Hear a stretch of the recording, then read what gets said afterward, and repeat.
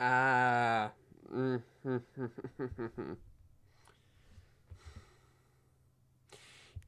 Well, I've also put in the not wrong number of members, but it doesn't matter. We're so close to that 100, 200 new members. It is insane. But oh well, who cares that I put in the wrong amount? But yeah, Ethan apparently was on Piers Morgan. Yeah, and it should drop midway through the stream. So when we run out of stuff to cover, that is going straight on. That shit is getting straight on. Hello, my peeps. Hello, Mia. Hello, domesticated honeybee. Good afternoon to you. It's 4:05 p.m. over here in cold England, and there's light rain expected, and snow apparently. Is that clickbait? That is not clickbait. As I said, unless there's something interesting happening, I am not covering it. But him being on Piers Morgan, my favourite show anyway, I cannot wait. I cannot wait. Also, sorry, I did the thing. Also, unbelievable. I knew that there would be like crazy shit in the Epstein files, right? But you know there are certain pages where you can just find him doing sex trafficking. Just unbelievable stuff. Good morning, Cuns Nation. Good morning, Papa Jacka. Can I call you Papa Jacka today? Anyone else ever done this super embarrassing thing I did earlier, where something premieres with a live circle on the thing, and you go and chat and are alone and realize it's not live? Did you do that with the No Politic here thing? Wait till you hear about washed-up YouTuber Def Noodles go on Jubilee. Adam McIntyre called him a flop, and he responded to Adam with homophobia. I don't know who Def Noodles is, even though I know the name. I wonder if one day I will be a washed-up YouTuber. I guess you have to attain a success. Maybe I'm already a washed-up TikToker. Mask off with Def Noodles. Jesus Christ! I'm just looking at this Def Noodles guy's account. I'd enjoy watching Namibia Cam a lot more. Valenji Skov, Vangelina Skov just destroyed her career. I like how everyone has destroyed her career. YouTube is silencing me. Imagine thinking as a right-wing slop tuber, you are like somehow, that you are somehow being silenced by YouTube. Also, this person on here kind of looks like girl with a microphone. His AI commie person. So that's just something to have note. Adam McIntyre is a coward, scared. Low IQ, Rachel Oates. What's Papa Gut done? Papa cut the BS. Let's have a look at this one. This Papa Gut guy's a bit of an idiot, but I was talking to Isaac about Papa Gut, but I did not realize that Papa Gut just sits there and plays like God of War and does like very boring political commentary, and 500 people watch that. Back today, we're going to be talking about one of the most dishonest responses to one of my videos that I've ever seen. I'm talking about known for his awful takes. You can look at the Caleb Hammer situation. His response, no curiosity, no reasoning, no engagement with process, and from an... Who is Def Noodles? This guy seems incredibly boring. Failing to make it as a right-wing grifter when you have a big platform is, yeah, it's truly unbelievable. Oh, I saw this. I saw the video of him going on the debate. But who is Def Noodles? What did he once do? How Penguinzo? Penguinzo? Is that how you say Moist Critical's name? Def Noodles has made a lot of mistakes during his online career, but picking a fight with Charlie over some friendly criticism was by far the worst. Greatest crime that I committed was to have caused the great Moist Critical to cringe. I have unfortunately committed the most heinous sin a YouTuber can commit in their careers. Combine this with Def Noodles refusing to take accountability and listen to the voice of reason. Also, quick question, bit of an odd question. Does anyone have incredibly, quick to stain teeth? It's unbelievable how bad my teeth are for staining. Already, this is stained. And I had them, properly cleaned recently. He used to simply cover drama and be a slop tuber, and now he's even worse. Yeah, I mean, recording videos with, your mega American flag in the background is probably indicative of you not being a great content creator and trying to just basically ride off, grift. Ride off grift. Def Noodles. Oh my god. You know, sometimes I'm like, oh, mine and Isaac's podcast, it's still small, but we've not been doing it very long. And all of a sudden, like, it's doing pretty well for, like, a small podcast, you know, where neither of us have, like, insane viewerships or viewer bases. Like, look, I've got about 40k subscribers. I don't know how many videos I get on a video. Isaac is, like, a way more popping YouTuber than I ever was. Isaac is a really good YouTuber, actually.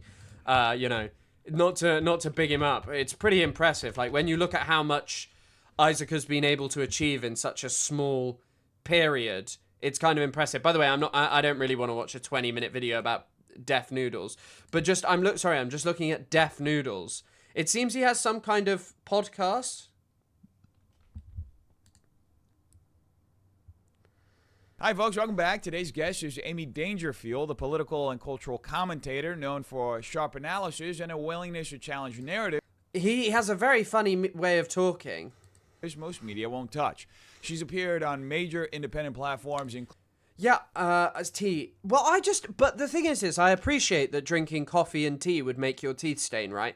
But I had my teeth, like, cleaned maybe 2 weeks ago, and they're already staining again. And I maybe have 2 to 3 cups of tea a day. I don't drink coffee.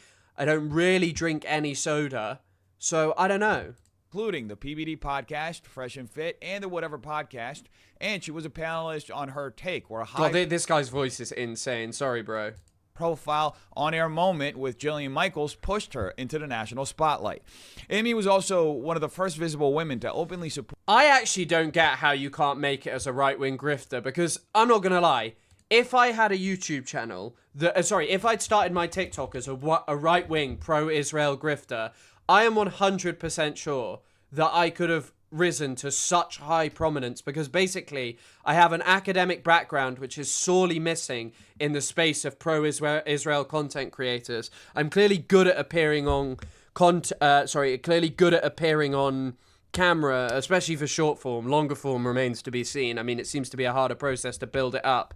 But I think if I'd been a pro-Israel right-wing grifter and I'd expanded to being like, you know, maybe then being a bit, or even if I'd actually become like someone who was really right-wing but just anti-Israel and I threw in anti-Semitism, I reckon I'd be doing a lot better than I am. I think when you actually stand on business on Palestine, because of the way that the algorithm fucks you, it kind of makes you really struggle. I might try grifting so I can pay off student loans. Yeah, maybe I should have done that. Maybe I should have thought of that. I should have gone on this epic trajectory where I went from like, oh my God, I'm really left-wing, to now I'm just like, yeah, I actually really like Charlie Kirk. Or Nick Fuentes in the America First movement, long before it was acceptable to do so. In this conversation, we talk censorship, media power, internal fractures on the right, faith, and what happens when people stop asking for permission to speak. Enjoy. Well, welcome, Amy. Thank you. I appreciate you having me on. So wait, did you come all the way over from Australia? Just for this. Just for you. Yeah. So I was talking to my friend Antonio, by the way, he's off camera right here, and he was mentioning yesterday how you're the original Groy pet. How do you pay for all of this stuff when you have like no viewer base? How's this possible? How's it possible to pay for a setup like this when you have, you know, like this video has 800 views. How on earth can you pay for this if you get this many views? What's going on there? Yeah, I'm going to make a video about why I left the left, and it's going to be because everyone became woke and gay. Like, I'm sorry, pumping out videos like this, I keep flicking through all of this stuff. I'm going to put this on 2x speed, and I'm going to see what his analysis actually is of this kind of stuff. Well, my folks, things have not gotten better out of Minnesota since we last spoke. If anything, they've only escalated, largely due to the rhetoric. Hey, Noxolotl, thank you. Deaf Noodles got cooked. Oh, shit, I can't watch Jubilee. I was about to stick that on. Hold on, I'm going to speed this up. But thanks to the $2, Nox. Good to see you. Being pushed by Democrats, as we'll see today. Now, yeah, bro, imagine having the title of Original Groy Pat. I think some of you in this chat want to be called being the original Groy Pat. Be careful, he will def make a video about me. I don't think I'm gonna respond. I was having an argument with some guy in my DMs who's like, he just rabbits on and on at me. He responded to the thing of us doing a fundraiser of like, oh, you're all Nazis and you're all meeting up. It is utterly ridiculous. You're all meeting up as Nazis and you're bad. And I was just like, you don't know what you're talking about. Why am I anti-Semitic? And he said, because I accused Israel of genocide. And I was like, look, you can call into the call. And he was like, no, I'll do a moderated debate like your debate with History Revealed. And History Revealed has to moderate the debate. Let's book it in. And I was like, bro, you have like 5 followers. Why don't you just call in? Why don't you just call it? By the way, this History Revealed guy is fucking insane. Like, all he does is just... I don't even know what his level of education is. His name is Joel from History Revealed. He does history, military, gaming. Hold on. Richard Nixon Loves Child. I can't believe you've been here for 7 months. But yeah, you are pushing me away from the left. I didn't want to talk about Algeria. The left tried to make me talk about Algeria. And really what I wanted to talk about is, was Shakespeare a black woman?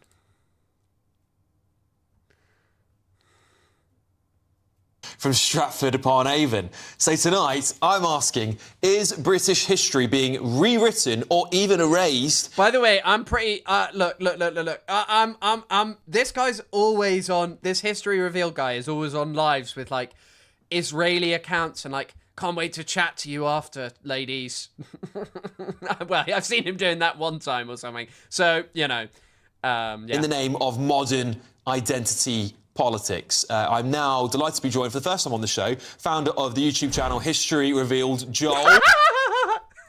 Thanks for joining me, Joel, and activist. He has History Revealed has a Patreon where he's like, thank you, Patreons, for helping me buy this table. I should have done that with my desks.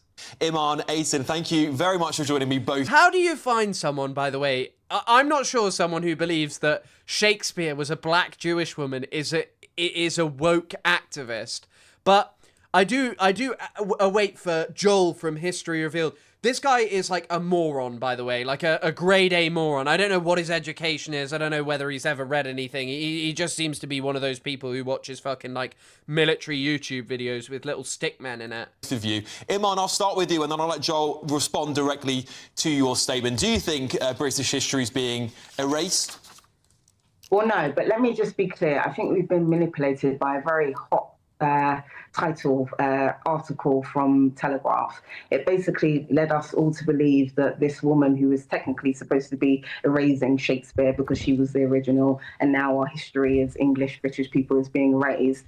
Well, that title was actually wrong because Emilia wasn't actually black, nor was she African, nor was she North African. So I'll stop taking the mick and I'll just explain that she had a white mother who was English. Yeah. She had a father who was Italian. No. If we're going to talk about it, let's be clear. Her father was Italian, Spanish. There was no actual link in terms of her actually being North African. The only thing was her being a Sephardic Jew, and some of those people could have migrated to North Africa. And now this has turned into a headline of this apparent replacement of Shakespeare being a black woman who is Jewish from Africa. Yeah. No, that's not the case. She's white as snow, with an Italian father and an English mother. So that's the point. Now I can actually answer your question when you say, is history being erased? Now I can get there. Back in the game. Okay, forgive me. So, no, it's not. I think that it's important to recognise. I reckon this guy in the middle is contemplating his life choices about what ends up towards you being here. And no, not all military history on YouTube is bad, and please feel free to enjoy military history.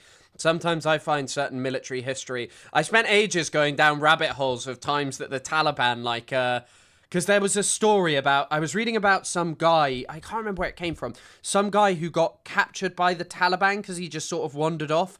And then I was reading about all the times that the US government got, like, overrun in Afghanistan or US military. And that we are simply rethinking, rewriting history that has discrepancies and lies that have been exposed. I cannot believe that this would actually be your main political concern. The reason I care about Palestine and politics around the world is because they have a real material effect and consequence. And, like, don't get me wrong, black history and stuff does, but this notion of, like, and less so her, because I'm not quite 100% sure what she's talking about as of yet, but this guy just being dedicated to, see, BB's has a black man in the Roman Empire, and my book about that said no black man in Roman Empire is just like, are you serious? Over the years. That's my quick answer. Well, all I was going to add, Iman, is that there's other examples of similar things happening before, but I'll let Joel do the work. Joel, I'll introduce you. What do you make of Iman's comments? Well, what she said about Amelia Also, wearing a suit and tie to appear on GB News as like someone who's not like a regular commentator, is just some random idiot coming on, is insane. Bassano being not black is correct. However, what you should note is that the author of the new book explicitly says in an article, in her own words, on the website of the London School of Economics, that Shakespeare was a black woman. It's not the Telegraph distorting things. She explicitly says this. And I will concede that point. I will concede that point. Okay. It's absolutely erasing British history, and unfortunately, it's absolutely erasing British history. And Jesus Christ, what even is this article? Feminist historian and LSE graduate Irene Coslet details some of the arguments from her forthcoming book, The Real Shakespeare, Amelia Bassano Willoughby. She argues that to build an equal society, it is critical to reclaim subaltern identities from history. A new piece of research that I outline in my upcoming book shows that Shakespeare was not a man, but a black woman, Anglo-Venetian of Moroccan descent and covertly Jewish, named Amelia Bassano. She was the daughter of a Venetian court musician following the passing of her friend. So sorry, what? She's been associated with Shakespeare since the 1970s. Look, this is not something I know enough about, but maybe there's some merit to whatever the hell they're saying. Who knows? It's not the first time. Believe me, this is as sinister as it is silly. Because major institutions have been laundering this nonsense. So the BBC, for example, made television programs for kids where they claimed that the Roman Emperor Septimius Severus was black. They showed the Roman army that fighted Boudicca's revolt being mostly black. I don't know what actually materially the colour of their skin would change in these tales from history, because, you know, like, ultimately, why does it matter? Because I thought that Englishness wasn't specifically associated with the colour of your skin, and I'm sure History Revealed would balk at the notion that it entirely is.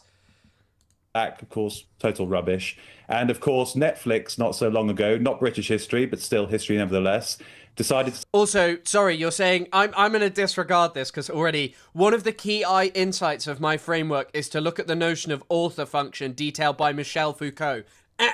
We're Michel Foucault haters in this house. Lacan all the way forward. Foucault, discipline and punish, boring. I stopped reading that shit after... I finished, how does it go? What's the first chapter? Discipline. And then like part 2, like around page 140, I was in Italy drinking a few beers and I was like, right, no more of this. Tell us that Cleopatra was a black woman. Iman? I think that... But I like, ultimately, race is not real. Like, race is not something that's genetically defined. Or, sorry, like...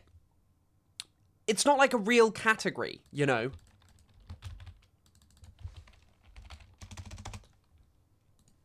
Thank you. I appreciate all of your points, Joel. And I think that anyone that's watching, observing, or experiencing everything that you spoke about has learnt from you. The British erased. They are the masters, the king and queens of erasing history. Let's just be clear on that. And anyone that's concentrating came from you. You are the masters. I'll give you that. British, UK, West are the centre point that we need to refer. Like, do you want to know something amazing? According to one estimate in 1970, 24% of those classified as white probably had African ancestors, while more than 80% of those listed as black had one non-African one. It's kind of incredible. This is, by the way, from the American census, or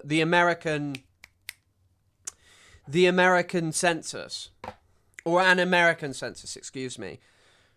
In terms of erasing history. Race has no genetic or scientific basis. Do you want to point to some examples, Iman? Let me just finish. Well, just point to some examples. Give us some examples. History. Let me just finish, please. Can I just make my point? Thank you. It erased history in terms of Africa and Asia. And also, in fact, if you really want to get close to home, the Irish and the Welsh. during the colonization. During colonization, that was all about control when it erased languages, culture, history, traditions from all of those people, the Irish, the Welsh, the Asians, and the Africans. So if you want to talk about, Joel, how institutional and silly it is to be erasing history, well, yes, we learned from you, the Westerners, sir. So yeah, maybe it's a little bit of that. I'll leave it at that. Joel? She couldn't be more wrong. The British have, in fact, preserved history better than anyone. We haven't sort of erased the histories of these peoples that she described, but in fact preserved them. So the British in India, for example. It's actually, this is all he's going to do. He's going to go on about how this one specific language was translated by some specific guy. This is his favorite thing to talk about. He's like, did you know Africans were actually part of the slave trade and such? So it means that slavery's okay. Do you know about the Arab slave trade? Whilst obviously in the example of Ireland that she brought up, what do you think happened to the Irish language? Example, deciphered the Brahmi script after... I told you, the Brahmi script, that's it. Hundreds, possibly thousands of years of it being forgotten by the Indians, and a whole new chapter of Indian history was unlocked because of the British, who took the Rosetta Stone from Egypt back to the West, where it was studied and eventually unlocked, translating hieroglyphs into modern languages, opening up an entire new... Britain's colonial language policies obviously differ in comparison to, say, somewhere like France, where you were made to speak French, or French incorporated it much more. Frontier of African history, Egyptian history. That was the British, Black and the Rosetta Stone is still okay. Well, that's a different conversation. Yeah, no, Black Nubian. No, Black Nubian. I don't want to interrupt you because it's incredibly impolite. So please continue. But I like this lady. She's interesting. please just note that when you say that about Egyptians, in terms of what you like to take credit for, which is Eurocentric and Westcentric views, you're referring to Egypt in that little soliloquy of yours. And let's just be clear, that came from darts. By the way, it couldn't be a soliloquy because Joel's telling lies, and you can't lie during a soliloquy. In black people from Sudan. But well, if it did, then you're... Eurocentrism, and that's what you're Iman, let Joel to. finish. Let Joel finish. Iman, you can't interrupt everyone else and expect the same decency back to Joel. Go on, Joel.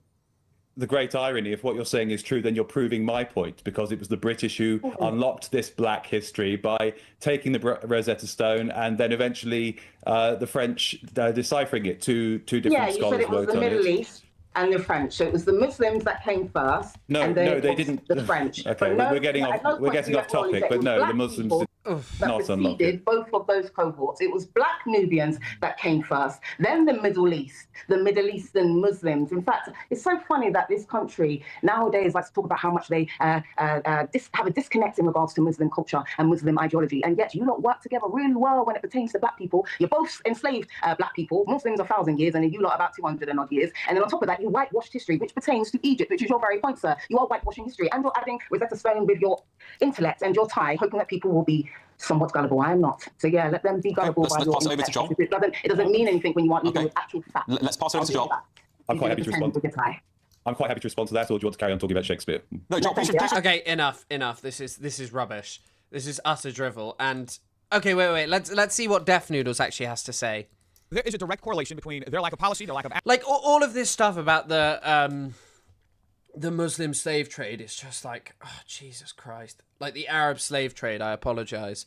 It's just like, oh my God, just anything and everything to absolve yourself of the North Atlantic slave trade, anything and everything. Their refusal to cooperate with the federal government and federal immigration law enforcement, their unwillingness to repeal sanctuary laws, and their failure to change the immigration laws they constantly rail against. And the rhetoric they continue to amplify only makes all of this literally nuclear. They go on television and complain about what's happening in Minnesota, but when it comes time to actually cooperate with the federal government... I think it's probably worth noting that death backwards is fed. Just saying. Repeal these sanctuary policies or change immigration law in Congress, the very laws ICE is enforcing. They do absolutely nothing. And that's not accidental, folks. That's all by design. Democrats want this circus to explode. Chaos is the point because it allows them to later justify calls for Trump's impeachment or to demand your vote in the primaries this year. Do not fall for it, folks. Do not fall for these weirdo liars like Adam Schiff. To that point, I want to ask you about something President Trump said. He said if Democrats win back the House, he expects to be impeached. You, of course, led the first impeachment against President Trump during his first term. What say you? Oh, God. You know what? No. We're going to watch something nice. We're going to watch something interesting. We're going to watch Coffeezilla again. Coffeezilla has a new Epstein video. Let's have a look. By the way, as I mentioned earlier, you can literally just go in the, into the Epstein footage, and there's like into the Epstein files. And there's a huge amount It only gets worse of like pages that are basically just probably Epstein doing sex trafficking. Like there's one where some guy called Richard Kahn is being begged to wire money to someone called Nadia Marchinsko. She's someone who's been missing since 2024. Anyway, you can see this Richard Kahn guy being begged by Epstein to send her money that is owed, and it's clearly to do with women. From here, we're going back into the 3 million documents. So far, we mostly covered how billionaires lied about their relationship with... Sorry, I'm way too hot right now. Hold on. Oh, fuck. Shit, I almost just fell over. Imagine how embarrassing that would have been. Epstein and/or got blackmailed in the drafts, eventually killing their marriage. We talked about Howard Lutnick, how he lied about meeting Epstein, although he still denies this. And we also talked about some horrible accusations against Trump and Bill Clinton, although we were clear that they are unverified. Now, some people have responded to the release, like Elon Musk, saying that no one fought harder for the full release of the Epstein files than I did. Ironically, he claims that he knew that the playbook of the far-left propagandists and legacy media is admit nothing, deny everything, and making counter accusations, saying he had never set foot on Epstein's creepy island or attended parties, despite the fact we saw last time that Elon was asking to be invited to the party. What day and night would be the wildest party on your island? Nevertheless. Oh shit, actually, look, I have something to tell you about that I've discovered in the Epstein files that isn't getting much coverage. It's really bizarre and intriguing. So, in the Epstein files, Jeffrey Epstein is communicating with someone, and the person who he's communicating with keeps asking him about a Lego gun. Now, I don't know whether this is code, but it kind of seems like he might be talking to someone very young. And on this day, if you check March 21st, 2011, there's a lot of odd emails about about someone coming up and seeing him. But, okay, so it begins with this. So someone says to Jeffrey Epstein on March 10th at 11:07 a.m., so nice time in the morning for Jeffrey Epstein, they say, "Want me to build you a badass Lego gun?" Jeffrey Epstein replies, "Send photos." Redacted replies, "Here's a few. I was thinking of a crossbow." Now, they sent this quite a few hours later, so they probably were working very hard on this gun. But it's quite weird as well, because they clearly know Epstein quite well. They refer to him as Turkey, and they say, "How are you doing today?" Now, they keep asking. They regularly talk to him about this Lego gun. Epstein's only response is, they say, "What did you think about the Lego gun? Question mark, at 1:06 a.m. Great. Where are you?" That's Epstein's response. Epstein clearly didn't like the Lego gun. I would love to work out who this is from. Why someone felt the need to message Epstein about a Lego gun. I don't know what the hell. Is it code? What is a Lego gun? Something that they built themselves? Epstein didn't seem so intrigued. As I said, look at this message. He just says, "Great, where are you?" I would be very appreciative if someone built me the Lego gun, but it just seems weird. Yeah, I was searching Lego in the Epstein files. I just was really... I don't know, I was kind of just looking for stuff to do. Now, once again, major problem is that Epstein... some of the redactions are shit. So after her being redacted over and over again, her name is just in the files. It's someone called Melanie.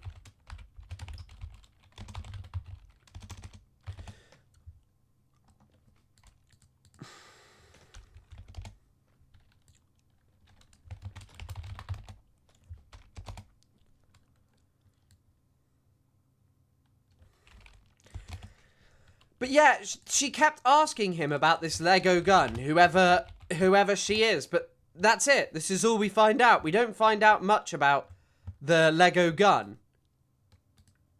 I would love to know what this Lego gun was, whether it was a custom jobby, I really don't know. And why she calls him Turkey as well. Who is this Melanie?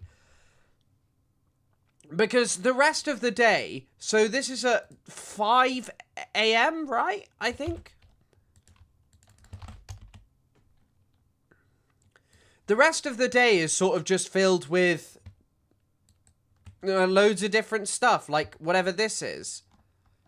And there's a lot of... He sent an insane amount of emails every single day. So after the Lego gun, I don't really know what this guy was up to. I really don't know.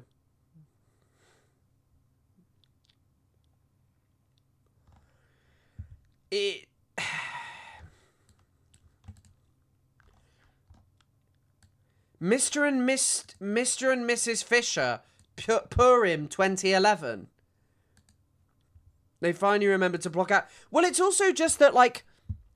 Okay, so there's another one with this Nadia lady. Sorry, I'm going to have to search her name again. Her name is Nadia Marcinko. She was like a lady trained to fly planes and was allegedly one of Jeffrey Epstein's sort of like underboss ladies who was getting involved in trafficking. There are just messages you can find on this.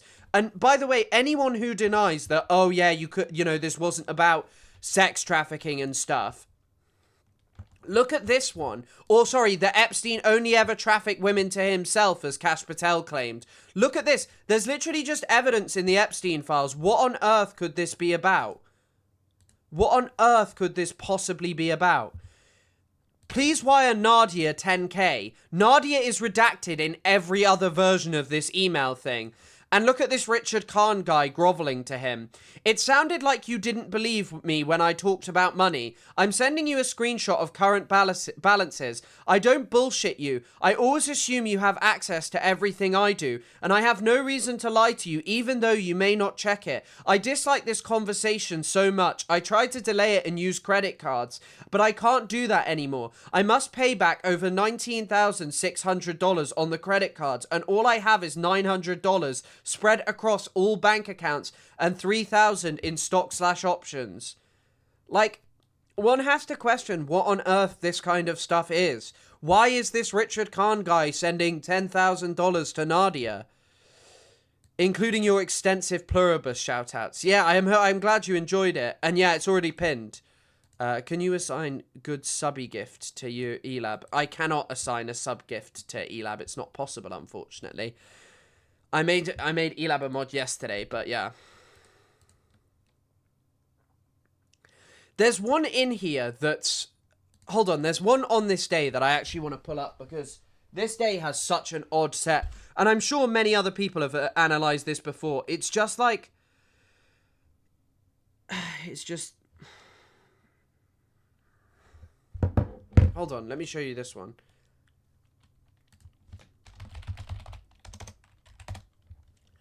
Like, I feel as if I'm going insane just kind of looking through all of this. Because the fact that people... I think the problem is a lot of people's analysis of the Epstein files, like general people, like people I talk to, is mediated through the media. So they're like, oh my god, this Peter Mandelson scandal is so bad. Which, of course, the Peter Mandelson scandal is horrendous. But when you actually look into this, hold on, look at this one. So this is to Jeffrey Epstein from someone who's entirely redacted. Let me read you this. Thanks for meeting with me. You look good. Nothing to do with money or helping me, and more important that we talked than anything. We talked about it. Just being reminded that you are not a bad guy. It's easy to forget that when we don't meet or even talk for months, unless there is a problem.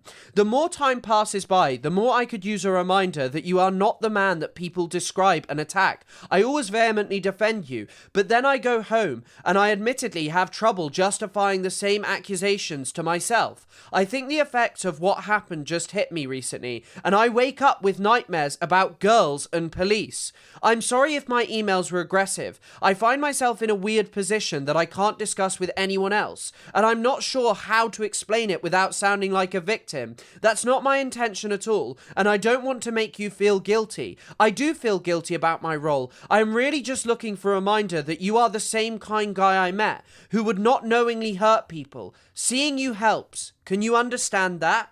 What is this? What is this information? Who is this? I have nightmares about police and girls. What does this mean?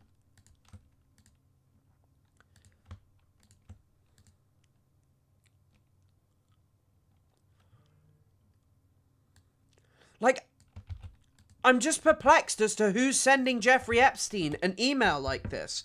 It's so incredibly creepy that someone is like, oh shit, that they're like, oh, I may have, like, I don't know, it kind of seems to insinuate that they may have participated in it too.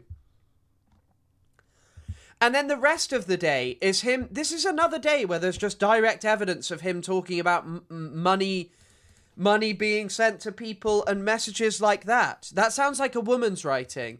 Maybe, yeah, it could well be a woman, but it's seemingly someone, yeah, actually, you know what, it does sound like a woman's writing.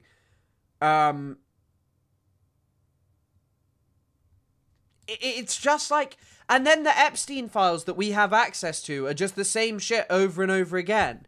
Just over and over and over again. Like, this is in there multiple different times with different versions. And then there's stuff about investing in PDVSA, and talking about Maduro's election victory.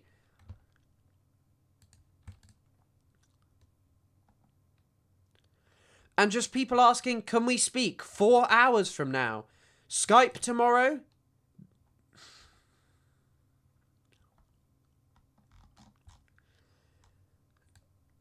I don't know. And Julia is redacted. I mean, it's actually knowable who this is because it's mentioned later on in this. And I think this is the day. Oh my God, there's Kimball Musk messages in here. This is Elon Musk's brother, by the way. Looks like a 6-letter name was redacted. But that's the thing. Who are these people? And I'm kind of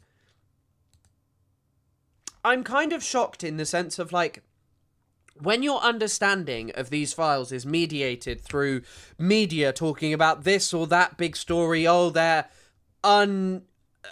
unsubstantiated stuff about Epstein. But ultimately, these files are thousands upon thousands of things with Jeffrey Epstein sending weird communications to people. Weird communications about a Lego gun. Like, I'm sorry. I was talking to Tony Soprano Lover about this. I sent it because I was like, hey, this is kind of funny. But this sounds like a really weird way to write to Jeffrey Epstein. How are you doing? Hey, Turkey, how are you doing? Want me to build you a badass Lego gun? It just seems weird. Like, could that be a child? Who is this? Why is this redacted?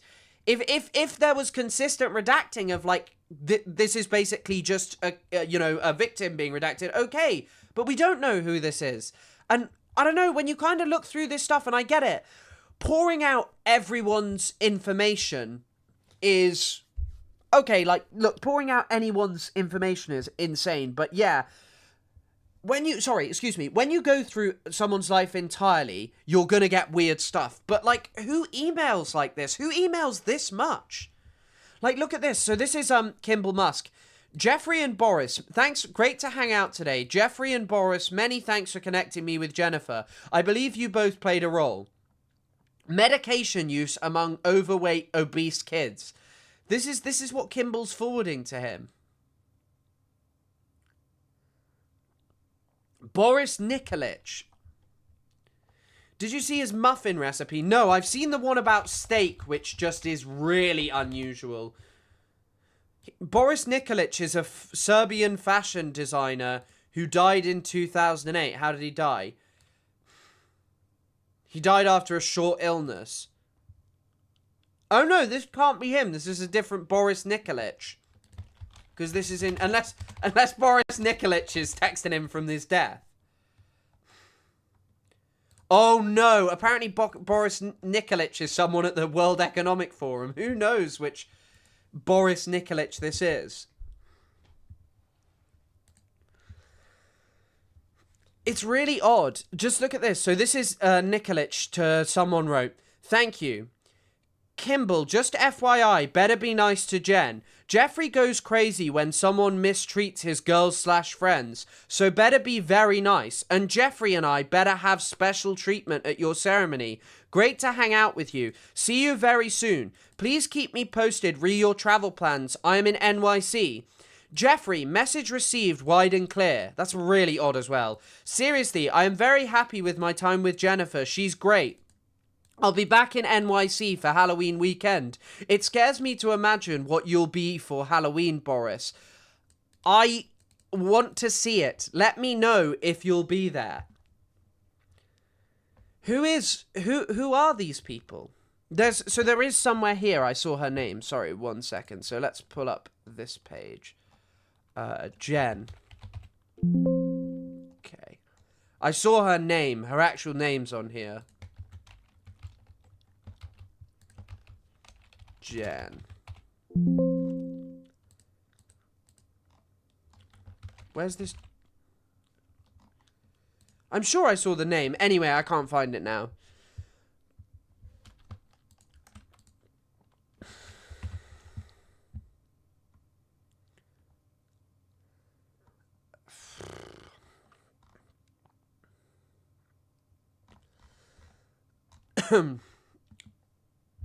The creep apples didn't fall far from all the creep trees. Errol, Kimball. Yeah, the whole Epstein family are very, very, very creepy. And I don't doubt that buying Lego for your friend is something that's plausible. And I don't doubt older people enjoy Lego, by the way. I just think it's weird for Jeffrey Epstein to be receiving messages from someone about badass Lego guns. Feels weird to me. I don't know.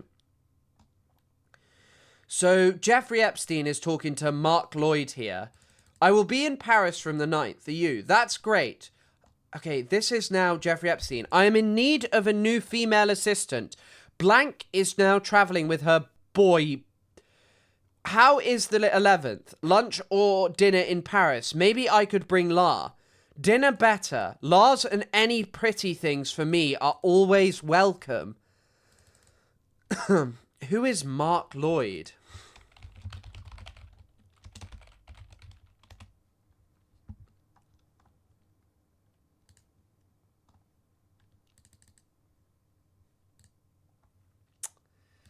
Like, who are these people? Who are these people?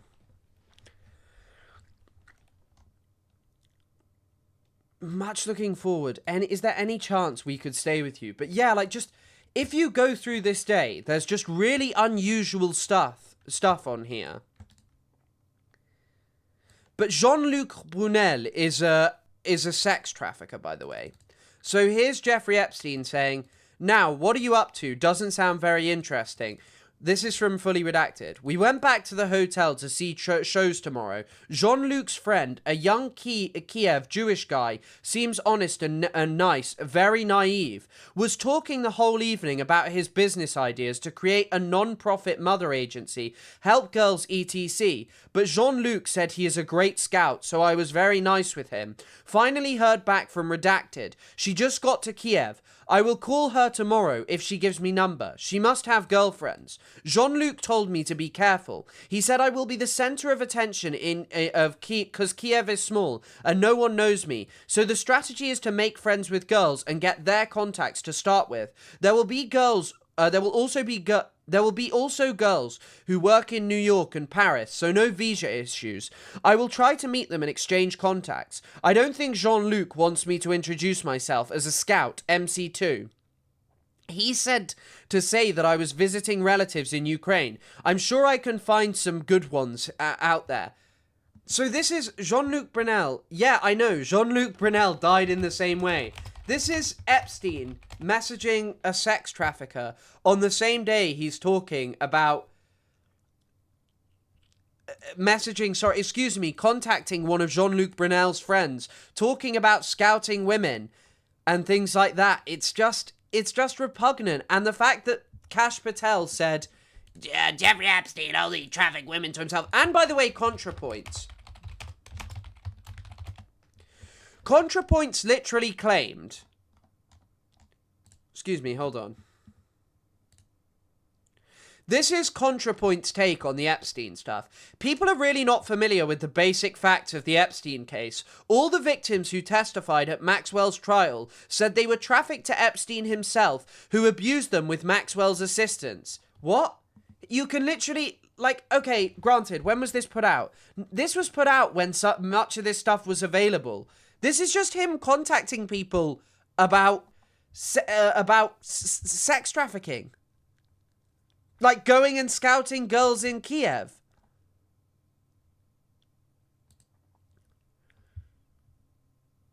The reason also, by the way, the reason I got onto this page and someone who we're going to get into a bit later is Sultan bin Sulayem, who's the leader of Dubai Port World. We spoke about him yesterday. But listen to this.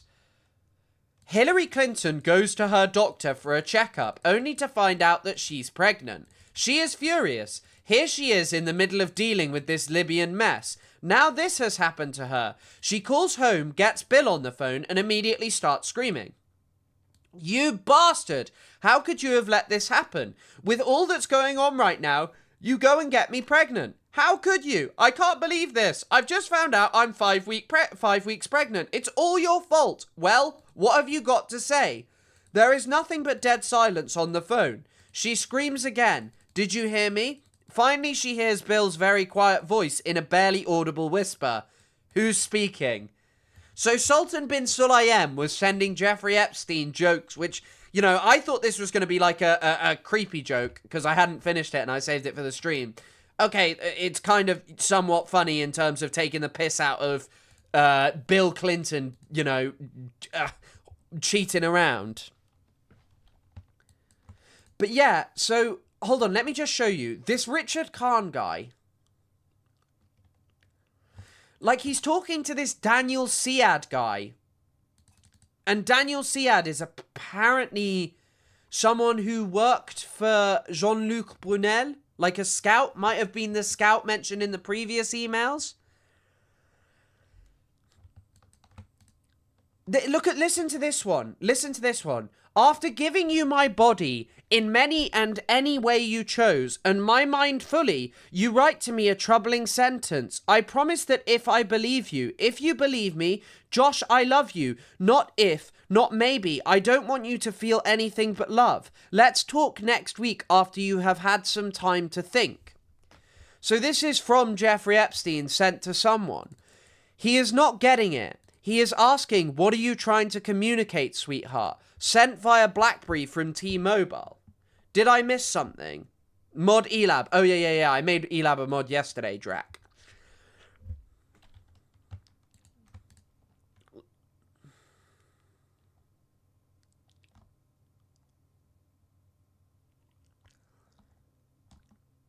I'm here. Come tonight. I have RDV at a city model agency. If you want to see how bad the redactions have actually reached. Now, this is something that's redacted in the Epstein files. A photo of Post Malone and Dan Bilzerian, okay? Pretty unusual. Dan Bilzerian and Post Malone being redacted. It's like, oh, what the fuck? This may be Jeffrey Epstein trafficking women. Hold on. Dan Bilzerian posted this photo in 2018 already. I mean, really, really, really unusual. Really just, like, strange. Sultan bin Sulayem seems like a very weird man, yes. But these redactions are dangerous because it feels like so many people are being protected. Whilst then, situations like this, like Dan Bilzerian's a piece of shit. And you know what? These could actually be women associated in some way with some of the traffickers around Epstein, because obviously, you know, Dan Bilzerian's obviously paying all these models to be around him, but still, like, the fact that this photo's just out in public is insane. Well, wait, that wasn't Jeffrey Epstein talking, Sarah. It was Jeffrey Epstein sending someone's information to someone else.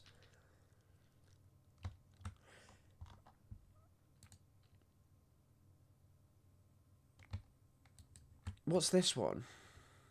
Like, yeah, wait, look at this one. This is someone, Paul Barrett from JP Morgan.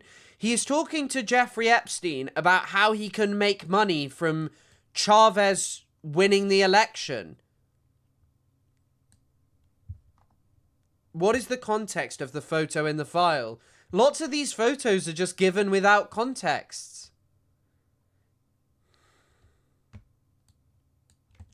And let me see if I can find this.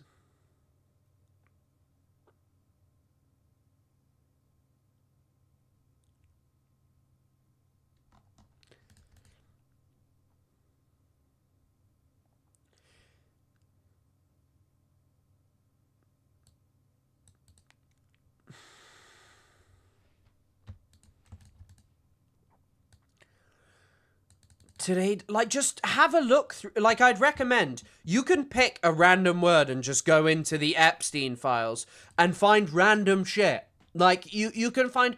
I looked up Lego as a joke, and then I found that Lego gun thing, and it's like, what is this? Why are they talking about Lego guns? There's a reason ContraPoints has collaborated with members of the Democratic Party. She is not a threat, the same as any other leftist that collaborates with one side of the bipartisan pedo ring. Yeah, I mean.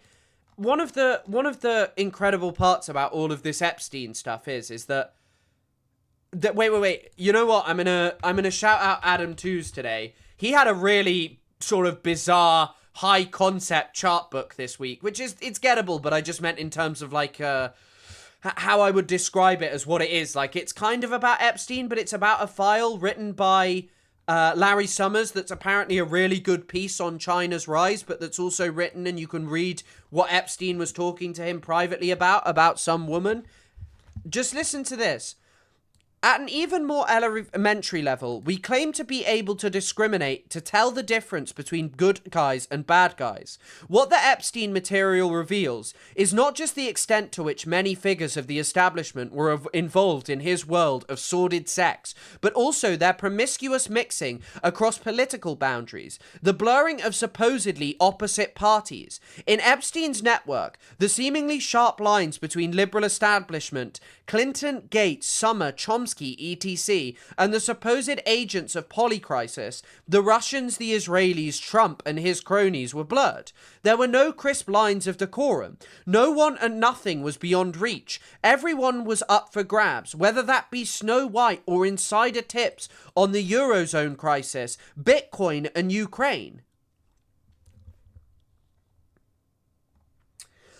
Someone also posted, it's unfortunate that some of the stuff that I see is fake, because someone was posting earlier today that apparently Epstein had bought a dragon lore, and it was like so obviously fake, but I was like, oh, come on.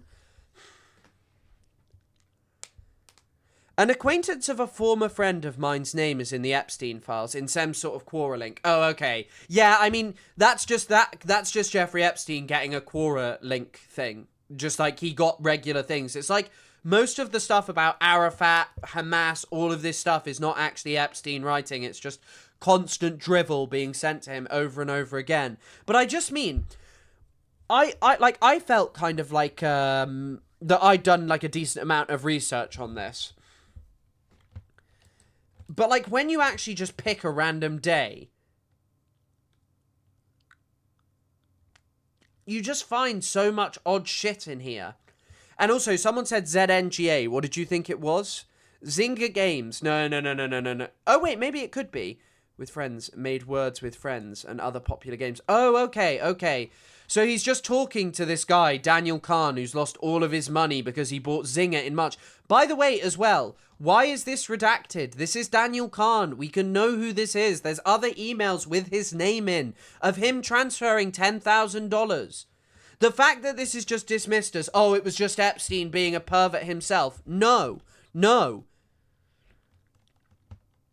Like, just pick random files from random days. Would you like, I was looking through one and there's him purchasing like if you put in winky face, the stuff that comes up is unbelievable. His poor English skills are also a real problem. Makes searches very difficult. Oh, 100%. Look at this one. I'm her. Jeffrey Epstein coined the term. I'm her. Wow. This is him, by the way, ordering some kind of sex stuff. This is him. This is Richard Kahn, the person who's going on about buying ZNGA. But you couldn't tell that from like a random one.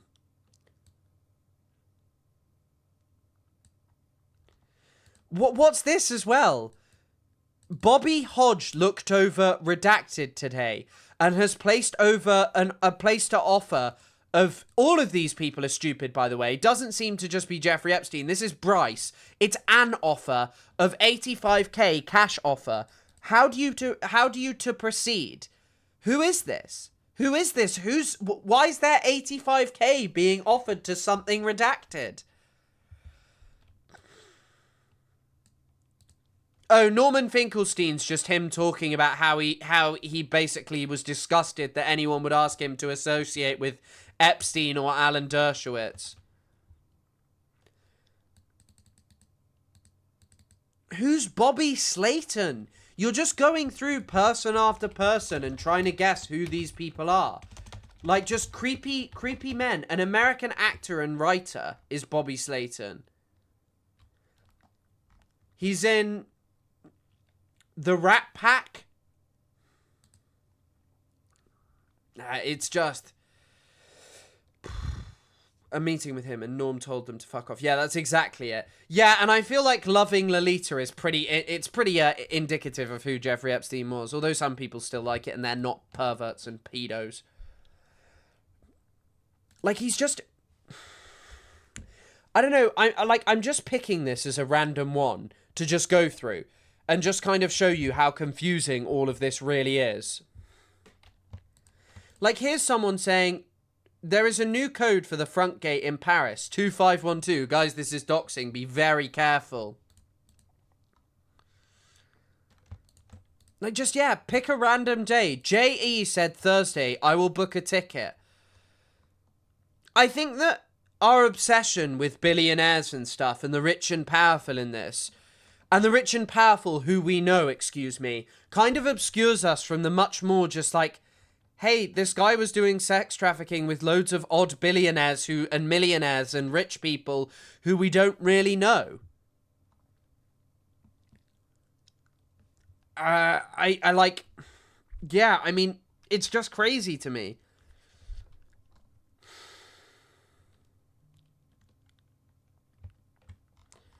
Like, who are all of these people? Sorry, who's texting me?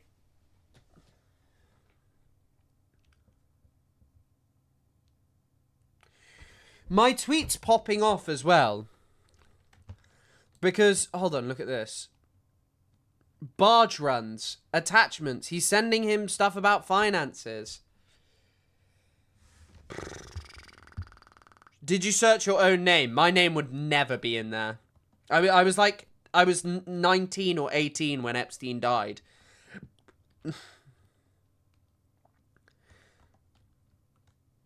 He was just trying to call this guy over and over again.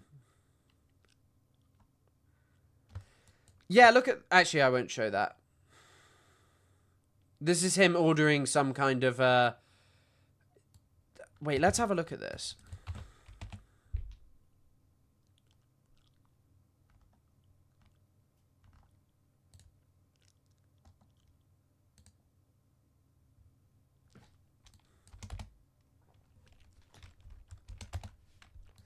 You can't search a winky smiley, which is really annoying.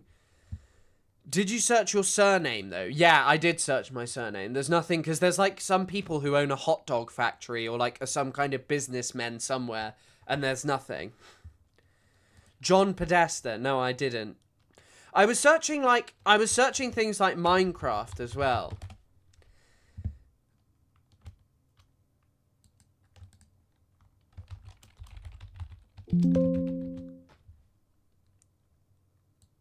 This is just like, this is just him. Look, so this is Jeffrey Epstein. This does look like this is actually Jeffrey Epstein saying he's never even heard of Minecraft. It is utterly ridiculous. I'm happy. Silent Side, thank you for the $10. Thank you for supporting the work. I'm happy that the truth is coming to light. However, I want to see action. Those listed in the files are still in power. The fact that there are so many files already and they just sat on it. Yeah, I think also, like, with the search function here, I should be able to piece together every email and how they go one after the other. This shouldn't bring me to an individual PDF. And I think that bringing people to justice is so complex because of how huge this thing is. How huge this thing is. But still, there may yet be justice. And I hope to God that there is. It's just him. By the way, the Minecraft stuff is just him talking about is either just Quora or some AI company he invested in that was apparently going to design Minecraft. I also want to show you, though, what lengths are being done to prevent the emergence of this story of what's going on. So, and like how the UK is framing this. So, Sky News released this, because the UK is, by the way, the UK has gone really hard on this notion that Jeffrey Epstein's a Russian spy, because God forbid you ever mention Israel and Mossad fully. Because, look, I'm still not of the belief, or I haven't seen enough, and I don't think we'll ever see enough directly from Epstein to believe that he was directly in the employ of the Israeli government, right? However, certainly, the people that Epstein was working in tandem with look much more to me like people affiliated with the Israeli government. Now, Epstein gives advice on dealing with Putin. This is framed as if Epstein is giving this advice to someone because he knows Putin. Now, from actual reporting, Epstein did get involved with Putin, but they were trying to get him for ages. Dropsite spoke about this, and it was to organize a back channel for negotiations in Syria. But look how this is framed, and listen to what he's saying. They don't know who he's talking to in this video, except we all know, and you might get it. See if you can get it. That's so. The key would be I would think about, not decided, that at some point you can say, look, I would send a note to Putin, say I'm going to leave government in March 14th. I'm going to be in Scandinavia, or I plan to be in Northern Europe. We should have dinner. That's it. No more. It has to be very short. Now, if you couldn't hear his voice, I thought he spoke a little more. Ehud Barak. March. It's Ehud Barak.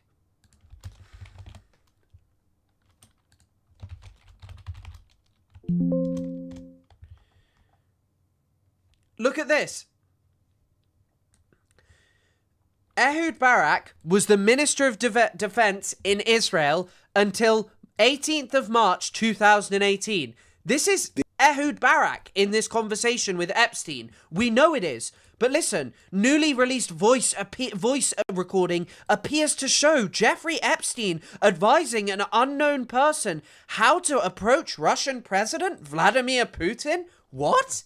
We know who this is. We know who this is. We've heard the full conversation. It can be no one but Ehud Barak. In fact, just a bit of due diligence to say, okay, who was leaving power in March 2013? Maybe Jeffrey Epstein got the date a little wrong, but it was Ehud Barak. He left power on the 18th of March 2013.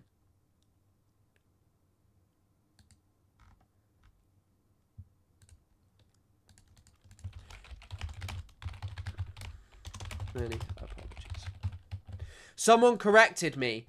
This is why I wish I had Twitter Premium, because then I could edit this tweet and put, actually, he was then defense minister. That's my mistake. He was the defense minister. But it doesn't really matter. It doesn't change the crux of the tweet or the problem of what I'm talking about. But yeah, I just mean, like, the unknown person is Ehud Barak. It's Ehud Barak. I cannot believe this. Is Netanyahu in the file? How do you mean Netanyahu in the file? Like, there'll be mentions of Netanyahu, but Epstein's relationship was more with Ehud Barak.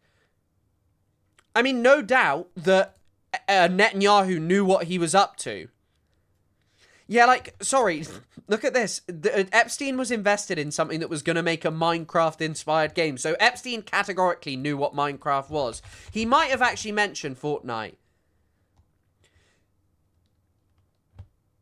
What the fuck? No fucking way. Oh my god.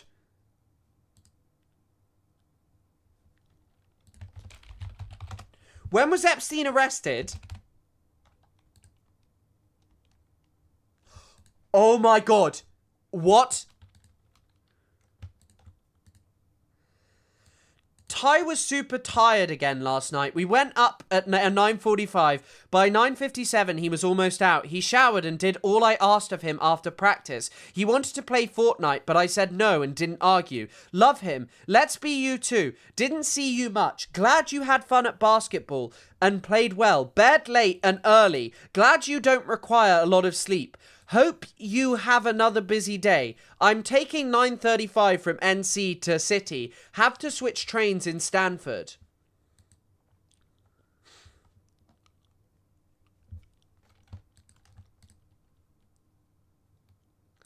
Oh my god, this Richard Kahn guy was messaging. Oh my god, they're messaging. They're messaging about... Oh my god, what? It is utterly ridiculous. They're messaging about Fortnite. They actually were. Holy fucking shit. Con, 8 months. Jesus Christ. Yeah. I know that him and Bobby Kotick had conversations about all of this kind of stuff. Had conversations about microtransactions. I think we should buy some Activision. This is from the analyst who gave us Polish gaming stock. The Call of Duty release is expected to be in late October. Sounds like they have successfully... Oh my god, he's talking about Warzone! Sorry, this is so unusual. He was talking about Fortnite with this Richard Kahn guy who was the guy asked to wire money. Oh my fucking god!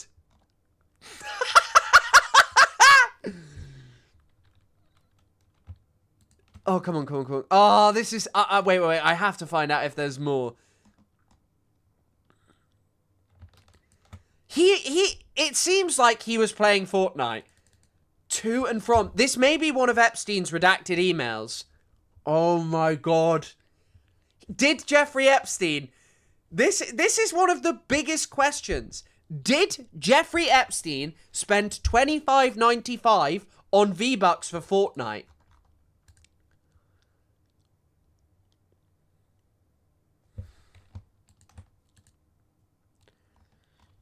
He actually spoke quite a lot about Fortnite.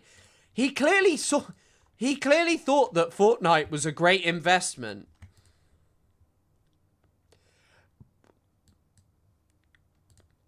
There aren't many other messages about other games. Wait, let's have a look at Call of Duty.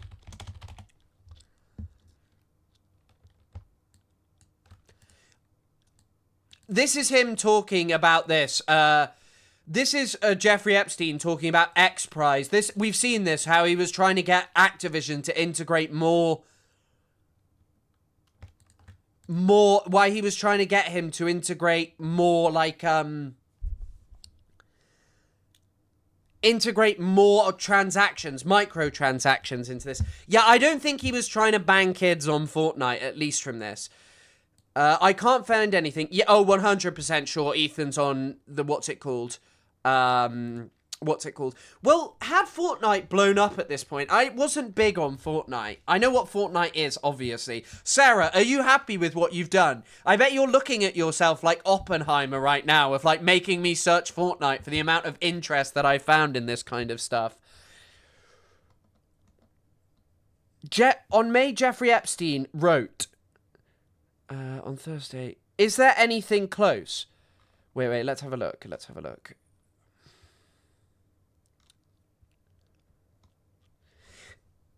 Unleashed. Hold on, this looks like Jeffrey Epstein saying, is there anything close? Not by my measure. That's why I mentioned Call of Duty. These are some of the best-selling first-person shooter games. You are running around blowing shit up. People play them and love them, and have no idea that everything in the game is historically accurate. The battlefields, weapons, characters, etc. are all meticulously culled from the historical record. Kids play these games, and next thing you know, they are correcting their history teachers in class. The important thing, though, is they are never compromised on fun, so they become commercially successful. So Jeffrey Epstein became interested in video games. By the way, wouldn't surprise me if Epstein was interested in video games because he was so close with with because he was so close with sorry, I'm posting this on Twitter. Because he was so close with the Saudis and the Emiratis. They are big on video games, by the way, as like a means to make money. That's why they're always doing that kind of shit.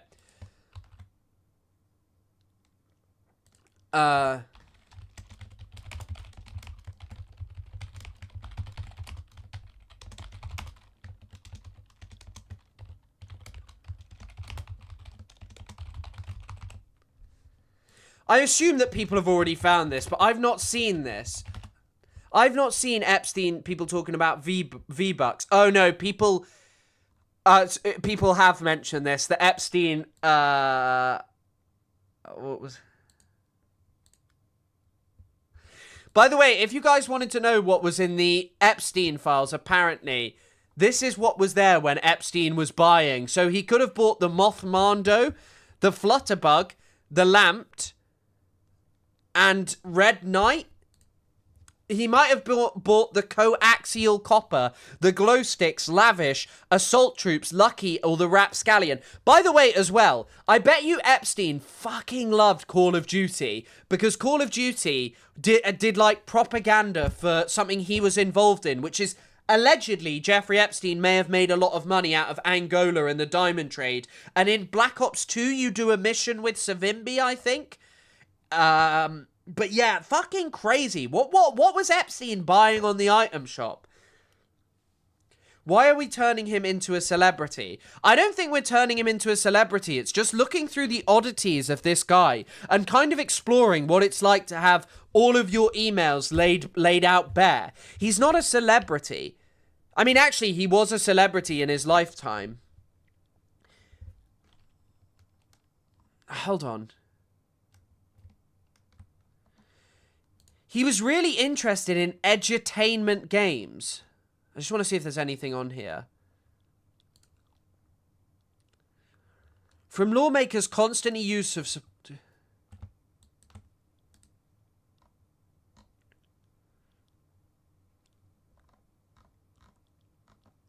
What is this? Hold on, what's this? Greg Brown's Weekend Reading and Other Things. From Gregory Brown. The Permanent Industrialization, Call of Duty. The US is less than 5%. The United States spends an enormous sum, blah, blah, blah, blah, blah. So he's talking about Call of Duty here. So Epstein seems to have been getting ideas. Machine learning potential through revolutionary games.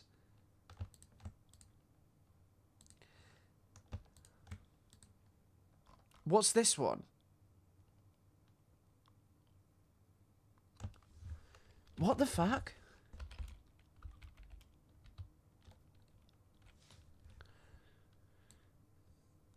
What the hell? This is so odd.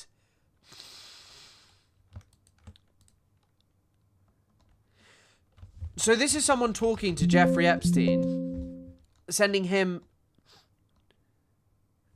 This is bizarre. It is utterly ridiculous. Oh, I know. I've seen him recommend that. Thank you, Greg McGregor. I will search Pokemon again, though, and see what he felt about Pokemon. But thanks for the £5. I said $5 almost.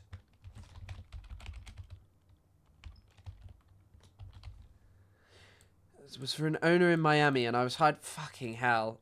Oh. Yeah, I'll show you the Pokemon one. Let's have a look at Pokemon generally. Yeah, check out... this is from Jeffrey Epstein. Check out Pokemon Go if you have not already. The first of augmented games. I am not even joking here. Once again, I know this seems like also quite facile and stuff and quite like ridiculous, but something that feels like kind of significant about all of this is... He was advising, like, the UAE and Saudi Arabia in stuff that they really got invested in. Fahad bin Hamad. So Fahad bin Hamad is, excuse me, a Qatari. But still, like, the Gulf is heavily interested in video games. If any of you are familiar with video games, like, these countries CSGO. These countries are increasingly building like really good professional esports teams like Falcons in Call of Duty and Counter-Strike. They're hosting huge darts tournaments and stuff. So like, this guy had his finger on the pulse. I mean, the educational video games are so stupid, obviously. But yeah, he really liked Pokemon Go. With your remarkable ability to raise an audience, how can you best benefit them and yourself?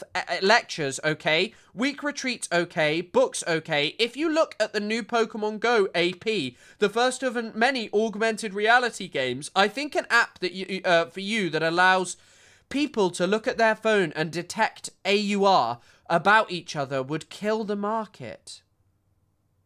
After you return tonight, look up and imagine. Oh.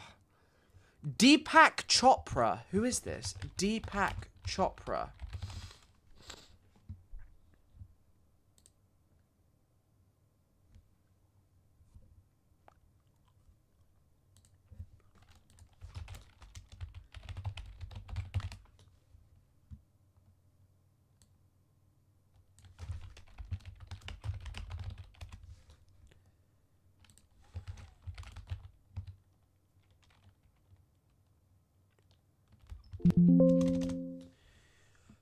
Wait, what?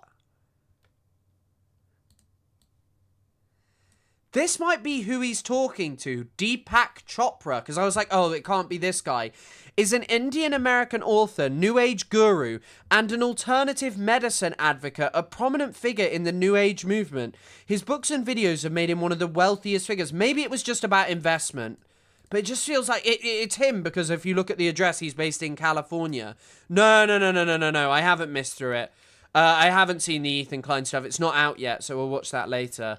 Oh my god, yeah, of course it's him. He's talking about week retreats and stuff. This is seemingly the only time that Jeffrey Epstein mentioned Pokemon Go.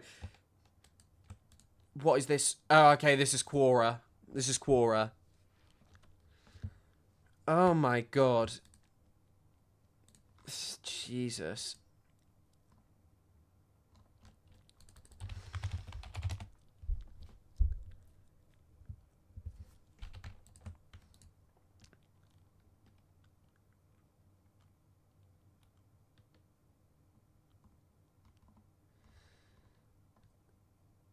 Oh, this is Jeffrey Epstein receiving information from PBS.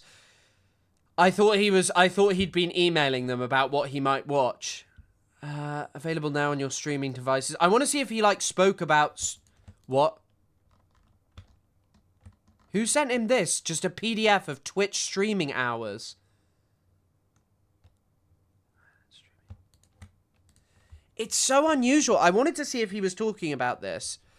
Did you search game or online in general? No. I haven't yet. Mobile Me account. Want this ASAP with Jermaine. Do you want a dedicated island streaming system on your computer?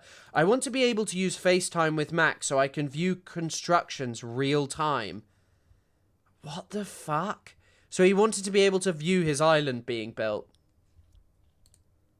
Oh, it looked like he was looking at some dodgy shit there.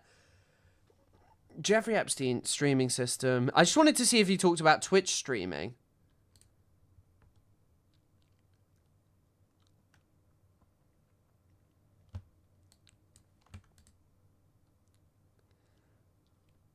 You may log into Ballet Beautiful. What the fuck? There's nothing about League of Legends. Yeah, actually, esports might be a good idea to stream. Is live streaming the presidential? Since Twitter is live streaming the presidential debates, the social media activity will accelerate, and it will help us in making better predictions of outcomes. It was apparent from the US election report, which I sent you previously, that we need a data scientist who can translate our data into better insights. Taking this into account, thanks for backing our venture. Please don't attach inside pod.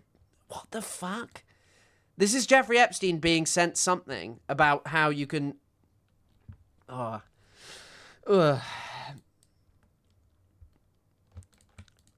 Are you guys streaming? What happened to dancing poll? Are you guys streaming internet? Mine does not work. Anne Rodriguez. Who's this? Anne Rodriguez.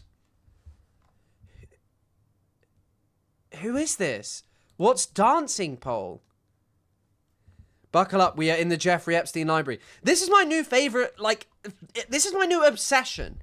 I can't stop doing this. I started off, like, today, I did do other stuff, and I was just going to do a short thing, but it's like, if you search this stuff and just go through it, you can find, like, weird stuff like this. Sent from Leslie Groff, Ty's first day at school. Also, by the way, they redacted his email, but they didn't redact the name of Leslie Groff's child, which is just insane. Also, by the way, Jeffrey Epstein is fucking stupid. Are you guys streaming internet? Hold on. Will arrive. Shelter SRLRM. So he ordered a Fire Stick with Alexa, so whatever he was doing on there. It is a rabbit hole. It is a rabbit hole. It's just, yeah. It's never ending what you can find on here. It's never ending because there's just a lot of odd stuff. Obviously, so much of this is just boring, trite, like, you know, GoDaddy sending him fucking emails. This is just, again, I think and also there's so much repetition of the same shit. 7 hours yesterday completely ruined my day looking at the ranch specifically. Yeah, I've heard insane stuff about that. So many autistic people are going to dissect this into every little piece. Forbo Jack, that's not even, like, for this to be dissected. Can you believe, by the way, as well, that they claim that they've been through all of this? How many people must they have brought in to have gone through all of this? We need his watch history. It's just going to be like, I don't know. Oh, I don't even know.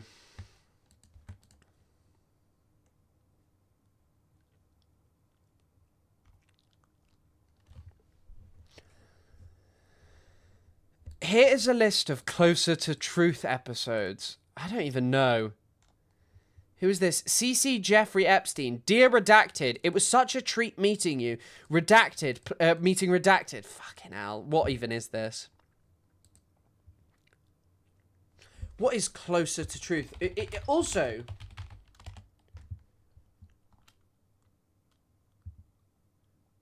It's probably someone involved with this Closer to Truth thing, which is like a TV show, which was Closer to Truth, Conscious and Meaning. Someone cloned Gmail and formatted the leaks like it's Jeff's inbox. I've seen that. It is utterly ridiculous. Brat, thanks for the $10. Thanks for helping to support and making this possible. By the way, I keep getting demonetized for this. I got demonetized 2 days ago, and they're not giving it me back. Apparently, it wasn't appropriate for streaming, but yesterday's was. So thanks for the support and making this possible. If all of this is over email, just imagine how bad the texts are. Apparently, he was using Signal and other stuff like that. So I think quite possibly there's like stuff like that is just, yeah, there's stuff and information like that available. There's stuff like information like freely available that must be on there that we can't see. And also, what is in all of the other emails that were redacted? But thank you, Brat.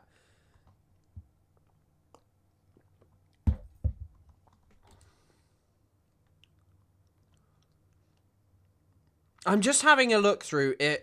Wait. I'll try Twitch streaming.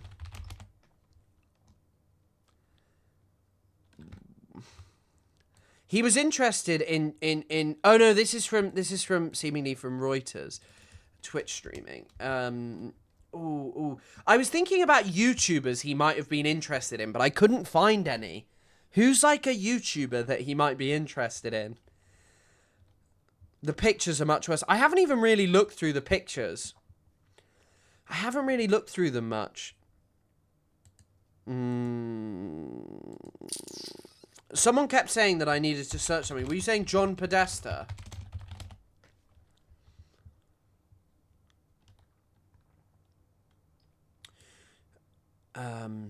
John Podesta, Hillary Clinton campaign. What are these? Okay, these are... The only problem with something like this is you get so much Quora.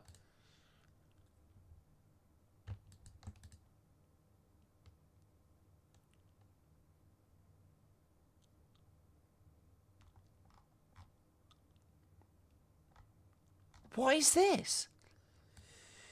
Name search. PWM BIS Research performed due diligence research in according with standards. We completed through searches. Significant negative media results may require escalation to senior business legal. Also, all accounts involving PEPs may be... that means politically exposed person. So this is just like stuff you can find. Finding fake news. Made the fake news progressive. What is this? True Geordie, yeah. This is seemingly some company he's paid to find all negative information about him. What? Well, what's this part?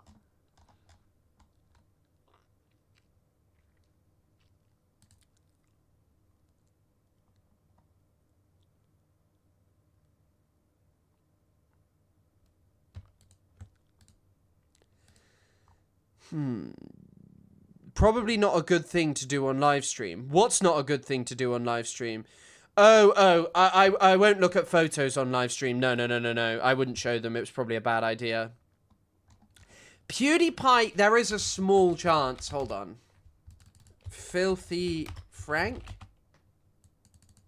YouTuber? Yeah, the problem is... way of saying... Yeah, the problem is it just pulls up this kind of stuff.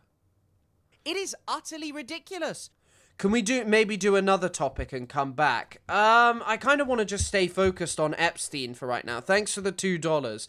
I mean, it's like, I think to be honest, for me, it's just kind of like looking through stuff and finding stuff. So if you don't want to watch, I'll probably do the Ethan Klein thing. I assume it drops at about 6, but it may be shit. And if it's shit, I'm just really hoping that he does like a whiny crying fit on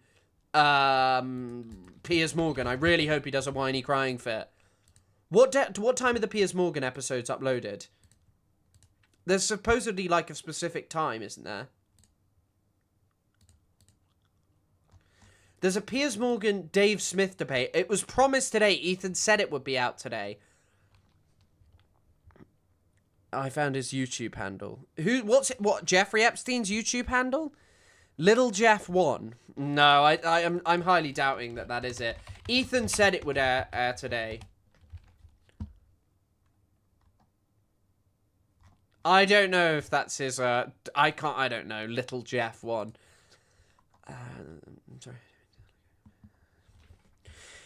Tobuscus. Maybe, yeah, he did like nugget in a biscuit. Yes, I'm older than 18 years. Child sex trafficking investigation. Epstein was... Oh, yeah, shit, there is stuff to do with a YouTuber. Possible connections to this this YouTuber by the name of... Sorry, this is... it's too long to find. There was some YouTuber, Jean-Francois Gargepi.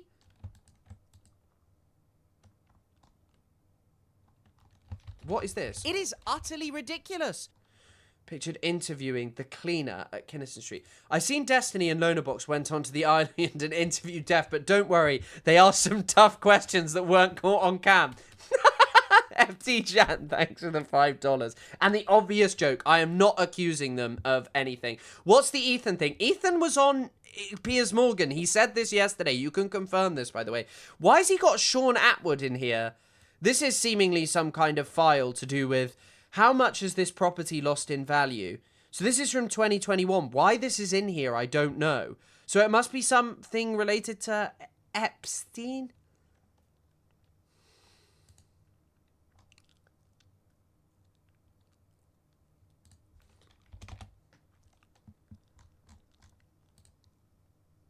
Oh, it is Littlest Jeff 1. Oh, fuck. That is his name. You weren't joking. Let's have a look. Let's see if he ever posted anything. Because I saw people talking about him buying the...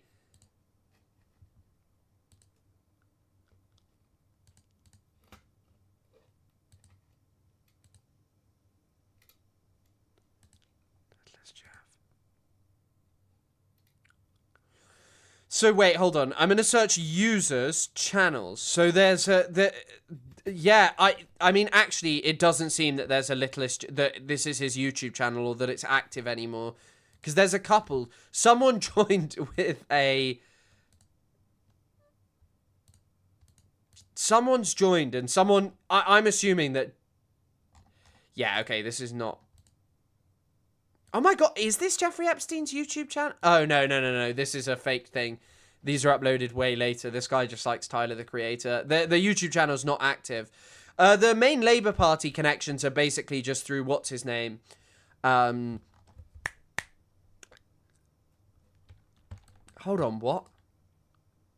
Forwarded YouTube events. Huh? The Labour Party connections are mostly through Mandelson, it seems. So did Jeffrey Epstein go to a YouTube event in 2017?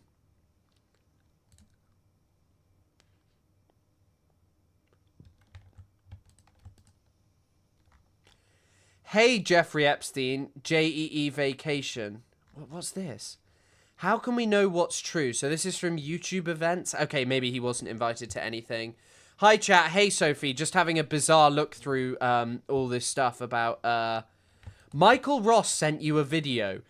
Please advise the next communication with Michael... shall I talk more about the video? Wait. Okay, wait. So someone shared a video with him on YouTube and told him, please show Danny this video if he's okay with cleaning the tank out. Okay, it's not very interesting.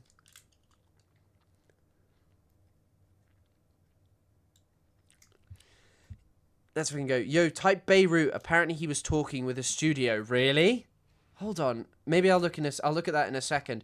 I'm sorry. I hope people aren't necessarily finding this incredibly boring. I don't know. I hope you guys are kind of finding this interesting. I know it's Nike. Littlest Jeff. Subject.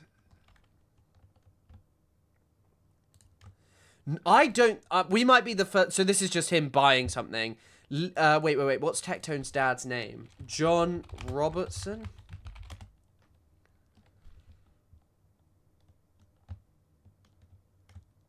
No, it's some historian called John Robertson and an FBI agent.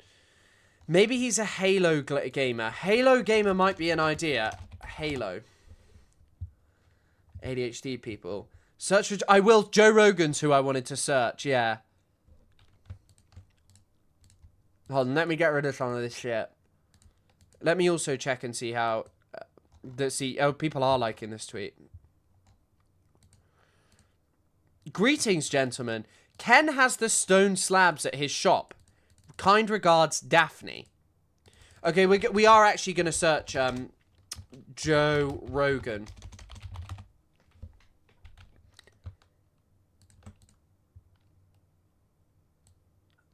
Oh, what the hell is this? What the hell is this?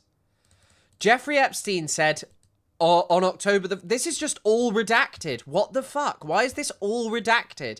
Including messages from Jeffrey Epstein seemingly are redacted. But no, this isn't Jeffrey because he didn't use a BlackBerry. Anyway, is this a Joe Rogan? There she is, always wearing a push-up bra and a skirt wide as toilet paper, complaining that men are always looking at her as a sex object. What? What is he talking? Was that when he was in prison?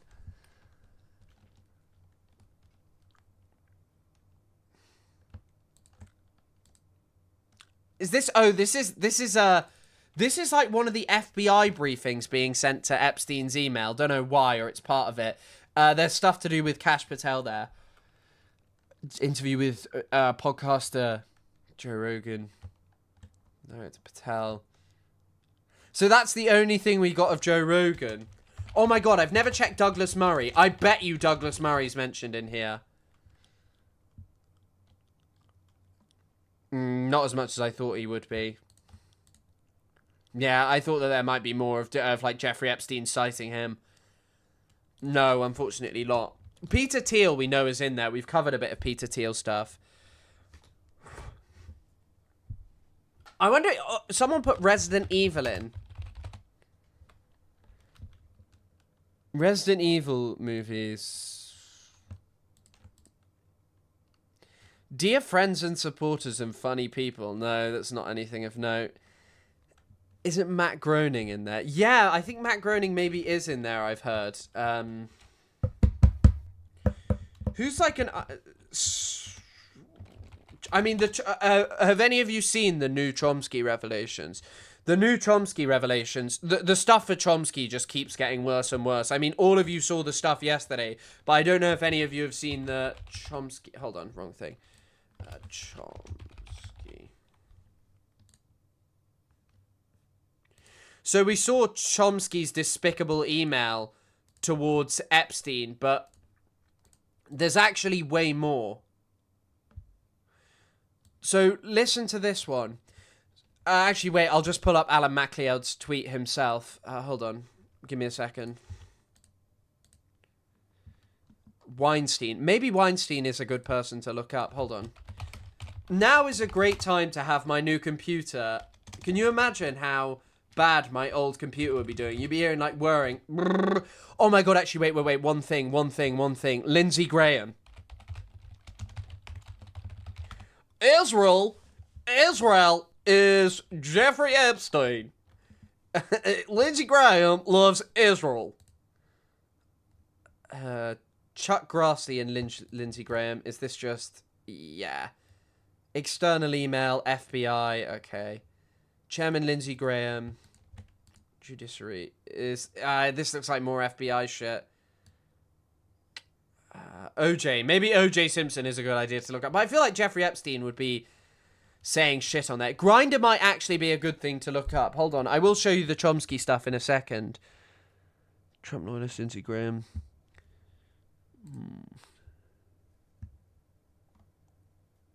I want to see if there's anything of Epstein actually talking about Lindsey Graham in here.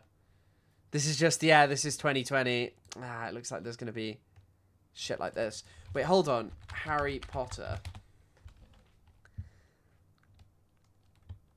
What is this one? Spy Kids or Harry Potter? Who sent this? Why is this in the Epstein files? It's something to do with Leslie Groff.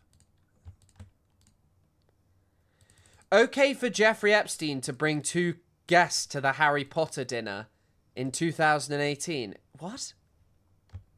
Okay, here we might find out some more about the Peggy Siegel. Oh, this is the publicist Peggy Siegel. This is the person who got Jeffrey Epstein involved in this. Reese Kilmet. Hold on. Reese Kimmet, sorry.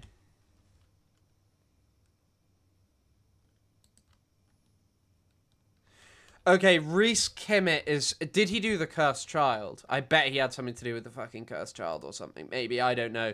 But yeah, can I get the name of your friend so that we have him on the door in case he loses or forget? Okay, so Peggy Siegel got him the tickets. Reese, please deal with Jeffrey Epstein's assistant, redacted. She will send a messenger to pick up his 2 dinner tickets. Thanks. I'm really interested if Jeffrey Epstein liked Harry Potter. However, she signs off with JX, and their emails to Epstein signed off that way. Yeah, I've heard about this. Leela Walker, Harry Potter dinner. So this is just all about the Harry Potter dinner.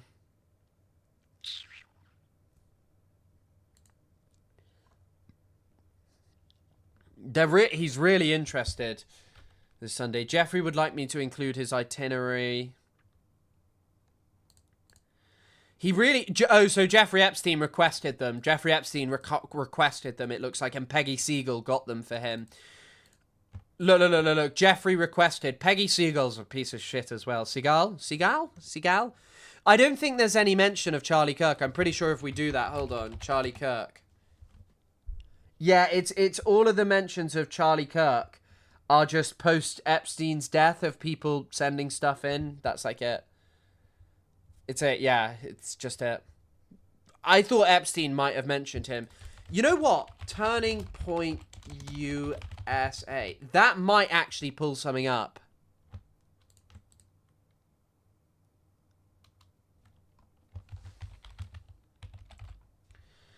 So this is just to Jeffrey. Okay, so there's not much. We don't get much from Charlie Kirk. I mean, it's hard to even type his name out. Turning Point USA.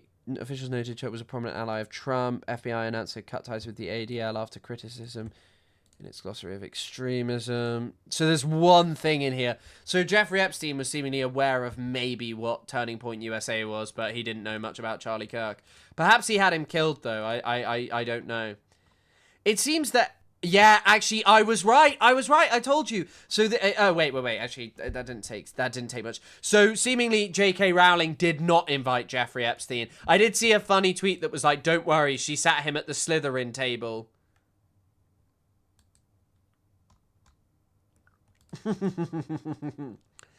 Dennis Prager actually may be someone worth searching.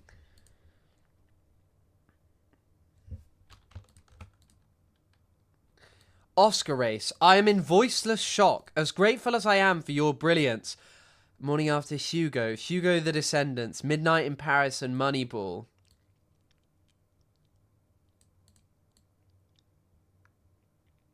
What's she talking about here? I think Charlie Kirk might be dead, yeah.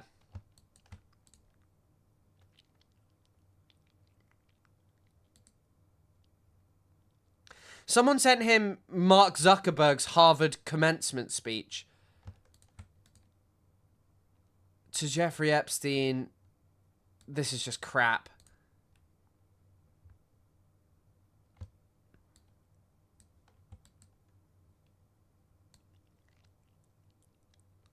Okay, we don't seem to have got much out of this Jeffrey Epstein Harry Potter stuff. My mouth's itchy.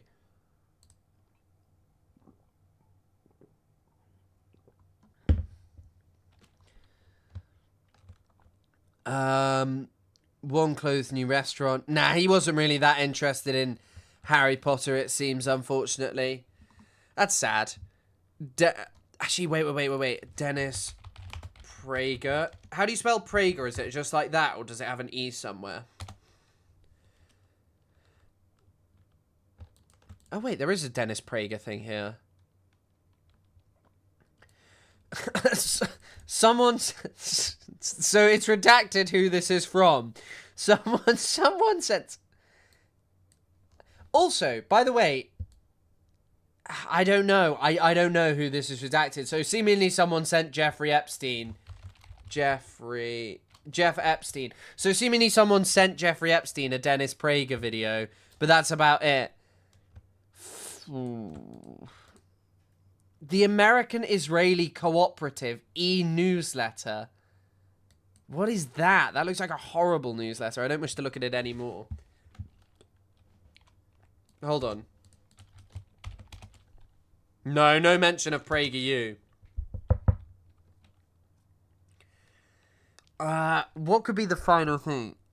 Oh, wait.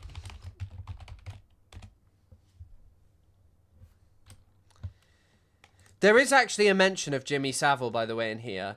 So, external pics. GM in red leather coat. I assume Ghislaine Maxwell. I thought they were spying us. I kept seeing them around. I took a picture of them spying. Something to be said about the feeling. I typically made 2 copies. One for Len. I bet Len has a whole series. So this is actually after Epstein died. And that's Ghislaine Maxwell in the red coat at a Jimmy Savile event. So Lord knows what on earth this is. The trade show. Jimmy Savile, New Orleans. This was the Abbeys Awards. Abbeys Awards? Yeah. I believe in 2000, I was told that Harvey, second row, far right, beauty for excellence. What is this? Why is everyone redacted in this? Bologna, Italy. I've lost many of the pictures. Baron and Contessa, her purse empire. What the hell? Why is this in here? China division products in China are huge. Is Jeffrey Epstein in these? Where is he? Where is Jeffrey Epstein? Why are these in here? We won the biggest computers. Abbeys Awards. Why is this in here? It'd be good to know, like, what the context of any of that crap is. Jimmy Savile. Marcy Gras. No, right. I think they also mean Mardi Gras. Okay, right. I think there's probably very limited amounts of stuff that I can actually search in there. Epstein is in the files. Sharon Osbourne. We don't need to look at Sharon Osbourne. We can watch CoffeeZilla in a second, but one thing I wanted to see was... Oh, fuck.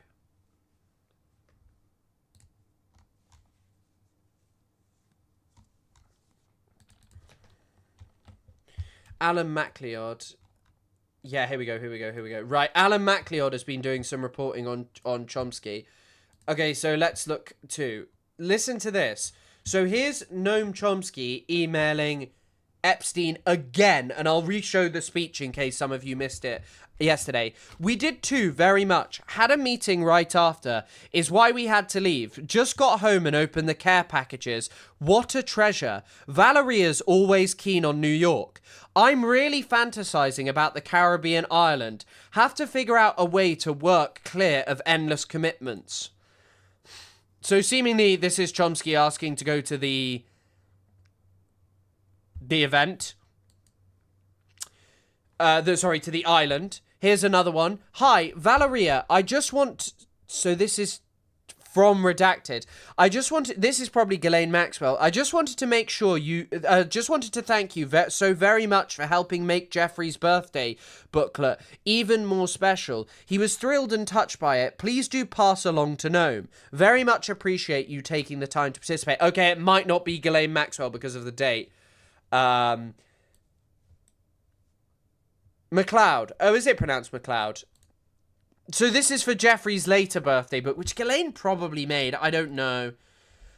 Here we go. So this is to Noam Chomsky from Redacted again. Let's have a look. Okay, let's have a look at this.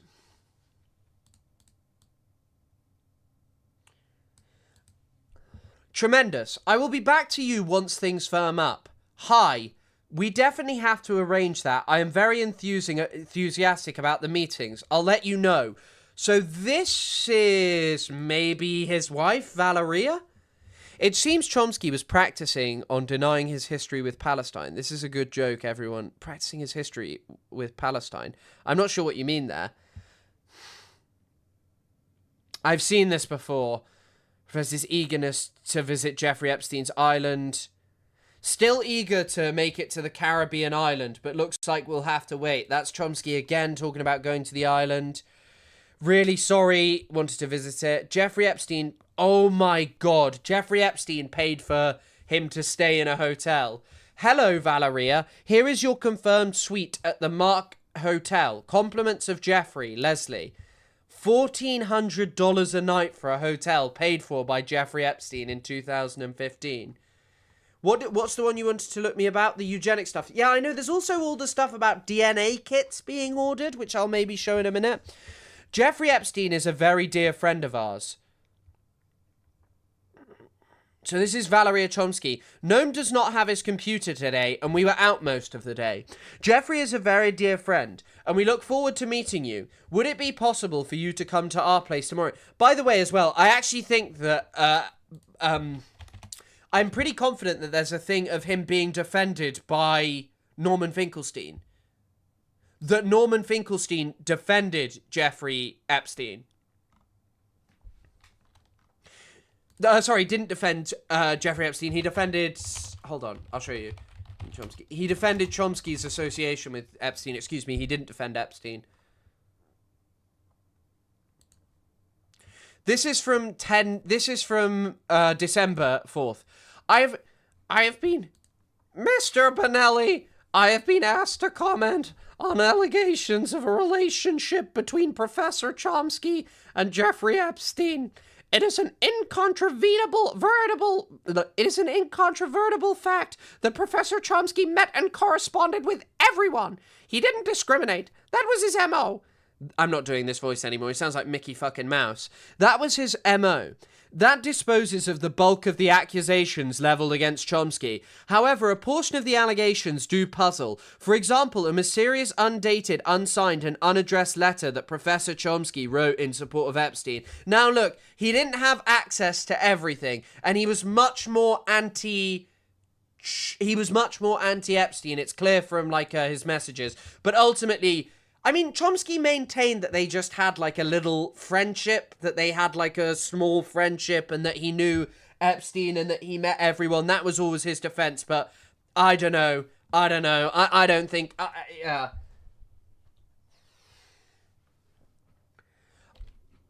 I don't even think at the best of times that was in any capacity a viable, reasonable sounding excuse.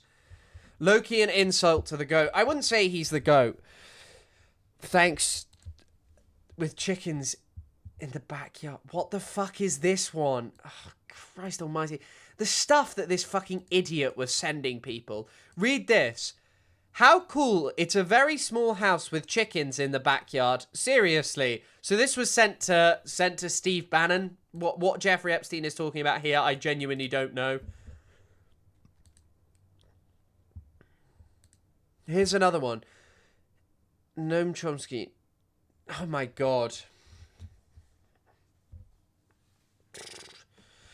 So Jeffrey Epstein wrote, no question in my mind... Oh, wait. Actually, sorry. So Noam Chomsky starts with, good to have a fun note.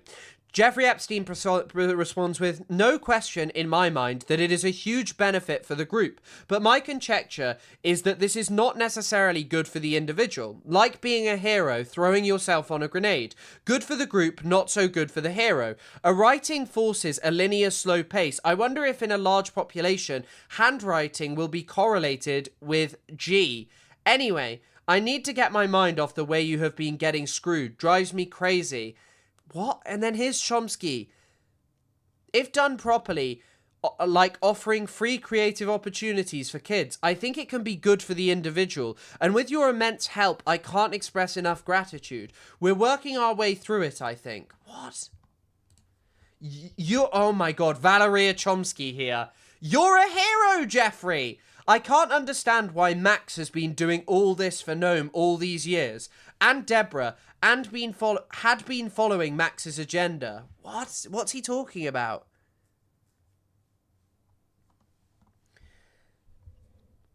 Epstein suggests Chomsky stay at his...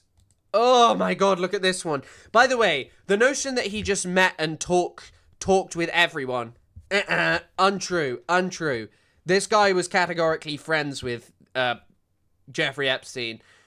Let's have a listen to this. So Jeffrey Epstein wrote, any word on dates for mediation? Are you guys planning an all to come east? Will you be in Arizona the 13th or something 17th of November? Yes, we will be here and you are very welcome as always. No misses talking to you. Jesus Christ.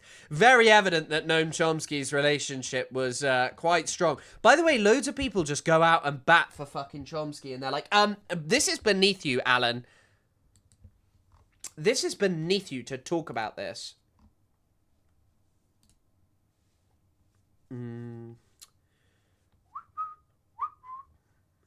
Sorry for whistling, that probably annoyed you. Yeah, it's just like, I don't know. It's just insane. Look at this. Okay, EFTA 0.98 PDF. Is this the one about DNA tests? Because I've seen it. Search Epstein. It's incredible that we are able to do this. The age in which we live. Let's have a look.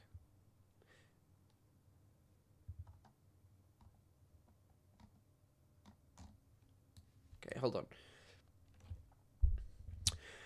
So this is Jeffrey Epstein talking here to Martin Novak, who is someone who is... He's talking... Who do you think? He's talking to Ehud Barak. It's not even a question, by the way. That's a call with Ehud Barak. You can hear... I don't know if you can hear it. Hold on, let me show you. You can hear it's Ehud Barak's voice. It's Ehud Barak.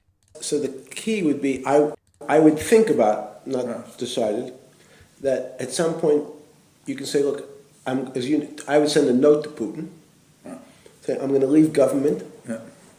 It's Ehud Barak. You can hear his Israeli accent. In March 14. And his voice, more importantly than the Israeli accent.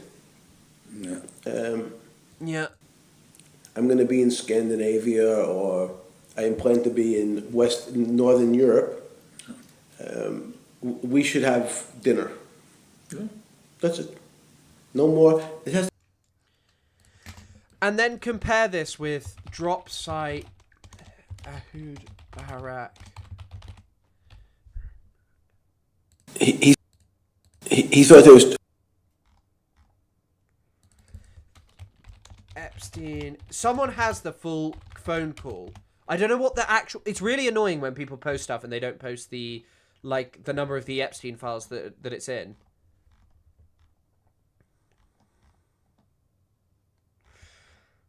Hold on. Conversation. I'll find it. Hold on. Yeah, kind of advice. That's also. It's just categorically Ehud Barak, and if these people didn't shy away from it, Israel. I mean, something will happen. like, okay, so we know 100% that this meeting is 2013. He says Jeffrey Epstein starts talking before the... Sorry, excuse me. He starts talking about how he's going to leave power in March of 2014. We hear the little Israeli accent of Ehud Barak going, okay. But we know that they had a conversation with Larry Summers. We know all of this. Why Sky News has done that, I genuinely don't know. I really want to find this video. Hold on. It is utterly ridiculous. Hey, collecting leaders like Infinity Stones. Qatari Oiler. I don't think you're wrong about that. Donald Trump being the reality stone. I really want to find this whole conversation. Someone had it, but... Where is it in the Epstein files? BarakRecording.mov. That's also something that I've heard from you, or yeah, kind of advice. That's also something that I've heard from you, or from Terry, I believe, that Tony Blair, for example, is doing some probably 11 million per year from the. It's like this meeting is in 2000. So it's This is a recording. It's actually called the Barak Epstein Putin. It's actually from this meeting back then, this summer thing. We know about this anyway. We know about this. Dropsite revealed this ages ago, that's what they were up to. Epstein fulfills so many anti-Semitic stereotypes, it's crazy. Unless there's a real reckoning with the complicity of elites in the abuse that's going on to get really bad. I mean, well, actually, a lot of the most anti-Semitic people on the internet won't touch this because, unfortunately, a lot of their fucking right-wing heroes are implicated in this or involved or have continually denied this from coming out. And, like, I think, ultimately, it's not indicative of, like, this is what Jewish people are like, because there are so many people who aren't Jewish who are involved in this, who did repugnant things, who just did absolutely disgusting things. Yet, the thing is that, like... The thing is that people aren't going to deal with it, and people aren't going to deal with what real anti-Semitism is because they don't give a shit to. So the key would be... I am 100% sure in that video that it is Ehud Barak in this conversation. Think about not decide. You can hear his little going, and it sounds like his voice. I really want the full conversation. But hold on, I'll see if it's in my bookmark things. I'll show you.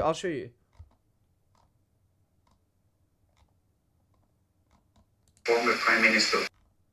He thought. Let me just see if I can get it. I did have someone who posted this out. Fuck it. I can't find it. But yeah, we know that Epstein and Barak were trying to get meetings. We know that they had a conversation. Anyway, let's just pull this on. When two entities communicate, do they automatically make a third? The combination, I think now, that we are not what we eat, but we are what we consume, including all types of inputs, sensory, etc. I think that the environment contains communications and that interactions affect everything more than when I see you. Novak Martin. Martin Novak. I agree. I think it goes towards the cooperative game theory I am trying to construct. I am looking forward to seeing you at the ranch. I think the payoff matrix needs to be rethought. If we are in a game and I cooperate, it is not me that gets the benefit. It is the combination of me and the cooperator, a new group, not necessarily reducible into me and you. A cooperates with B. It is AB that is now the beneficiary. Is this what you wanted me to read? It sounds quite boring. Okay, wait. Okay, no. It is AB that is now the beneficiary, a new entity. It might not be a reciprocal group. It could be parasitic. It could be toxic in the future. I think we need to do more on what cooperation entails. Time cost to each message it sends to environment. Change in surface area of combined. This is an exciting new idea. Ultimately, I will always assume the payoff for the alliance. It is distributed over the members. We have to discuss this on a level of genes. There might be a way to make progress there. 2 genes, A and B, can form one string of DNA. Then maybe AB is the new... What are they even talking about? I think it is pseudo-intellectual rubbish, but what on earth are they talking about here?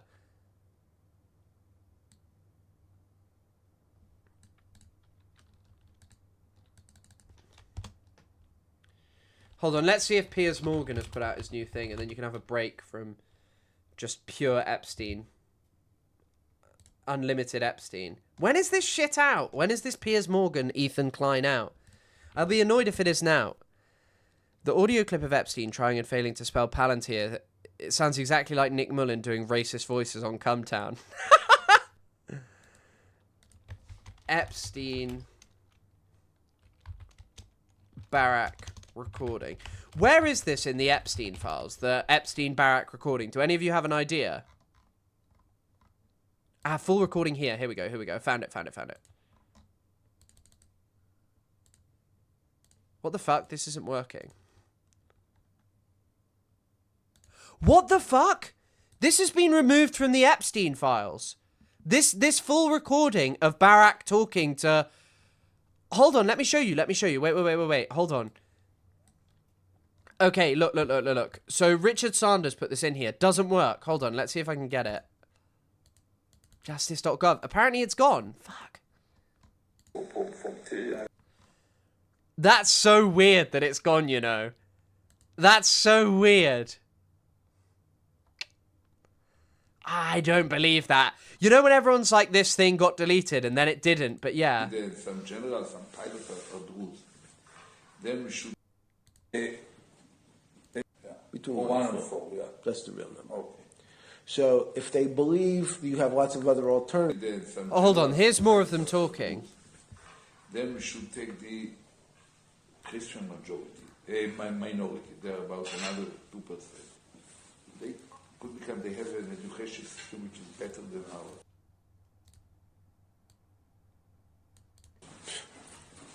But like minority, it reminds me somehow of our students, especially between the Dnieper and the Don. The minority with a sense of being kind of isolated from, they excel in everything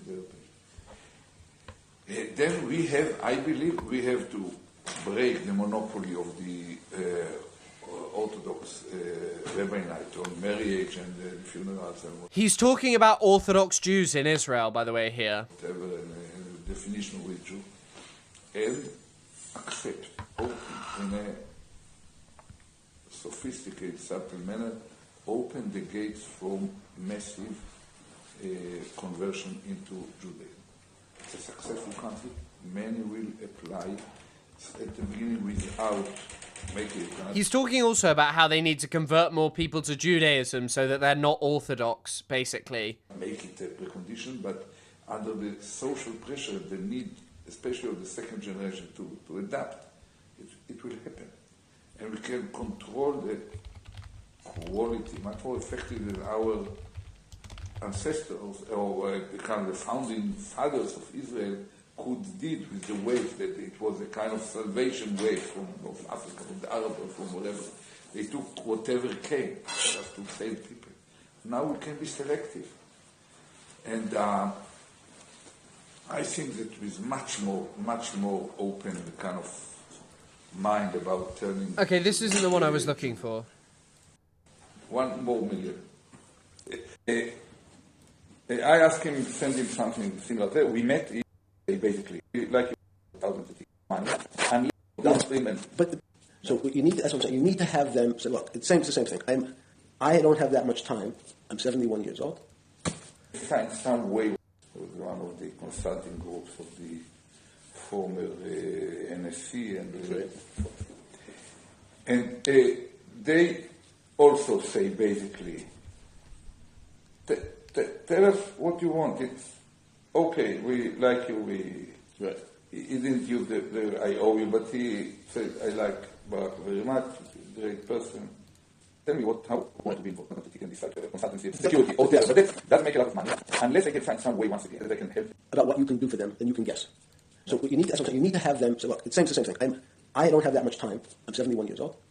I have 5 years of being active. I can travel around for 5 years active. I'm going to have to make a decision about how I spend my time. If you think I'm going to be if you think I'm an asset for you, you should send me a proposal, but it should be, I need to receive it by March 20th, between the 14th and the 20th. Because by April 1st, I'm going to make decisions. Yeah. That's it. No more talking. We're done. They know how much you're worth to them. But the more you say, well, you can't ask me to pay my expenses, or just... You know what? I've seen people claim that Epstein trained as a spy under Barak. He's talking about how basically Ehud Barak should make himself into an asset, and it's to do with selling security systems and information to foreign governments, by the way. That's what he's doing. Send me a proposal. Send me an offer between the 14th and the 20th, and by April 1st, I'll give you an answer. Yeah. 1, 2, and it seems 3. like Epstein had long been in this. Epstein, by the way, regularly bragged about how he'd made huge amounts of money from gun running long before this. Looks like Barak, may have been working for Epstein. That's the real number. Okay. So if they believe you have lots of other alternatives, I think they'll offer you 1.5 to 2 to start off with. If this wasn't so boring, I'd actually react to the whole thing. And we'll negotiate. Right, we're going to say it's not. It's also sneaky as fuck for Epstein to record Barak just underhand. Sorry, I thought you were serious.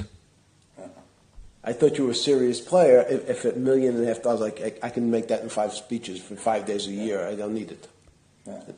In real life, though.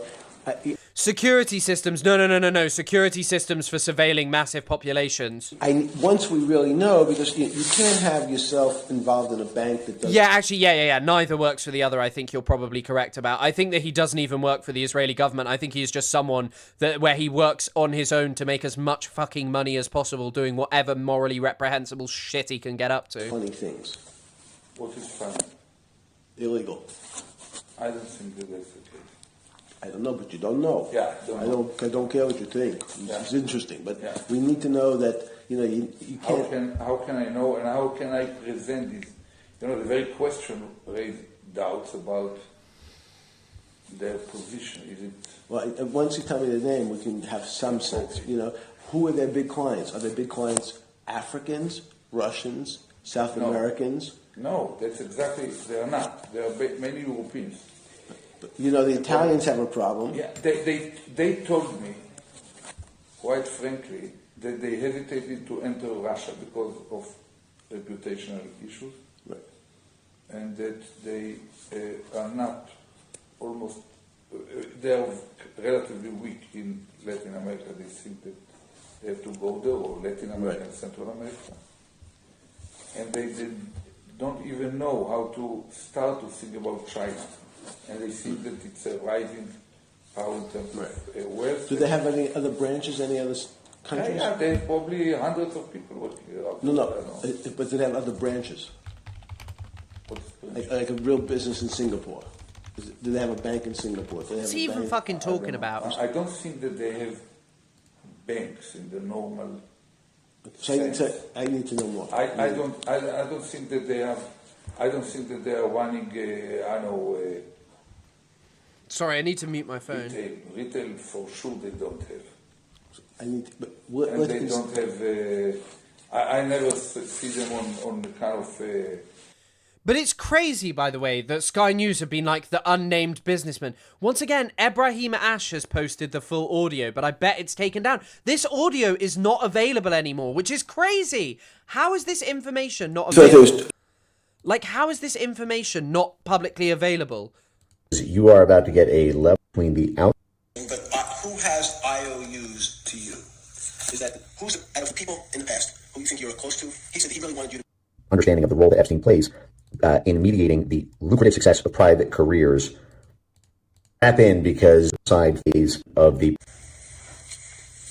This person owes me a favor. This person owes me his life. This person owes me his job. So what you're hearing him say, again, this is someone who led Israel's most elite covert commando going. Okay, I don't need to hear this guy talk. And the thing again, for or foundation and U.S. focus on your VC cap. work backwards and say, here is my, instead of thinking about what the opportunities are first, because right now you're focused on opportunities. I need you to focus on your personal balance sheet in terms of competences.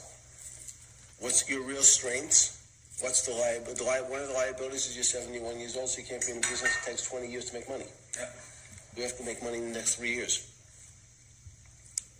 So, people, competence, things. So, I talked to Ian yesterday. I asked him to come. He flew into London. He's great for an hour. What was his impression from the... So, same thing. Because he's very connected to Samsung. Very. Samsung. Korean. Samsung. Yes. Very. They pay him $3 million a year. Just to make PR? Yes. He has 10 companies like that now. Okay? No, my accent is not... my accent is not from Brighton. It's just posh English, basically. So, he said there's this company called Lookout. He said he mentioned it to you. L-O-O-K-O-U-T. Yep. I really can't believe that this kind of stuff has just been removed from the internet. This is really important stuff. Epstein is separate list. God, I don't need to hear... I've never met Peter Thiel. He misspelled. Oh, this is annoying. I really want the specific part of the audio about Putin, because you can hear. You've heard enough of Ehud Barak, right? Let's just re-listen to this. The key would be, I would think about, not decided. Listen to that. Listen to that. Can you guys hear it? Think about, not decided. You can hear it. That's Ehud Barak's accent.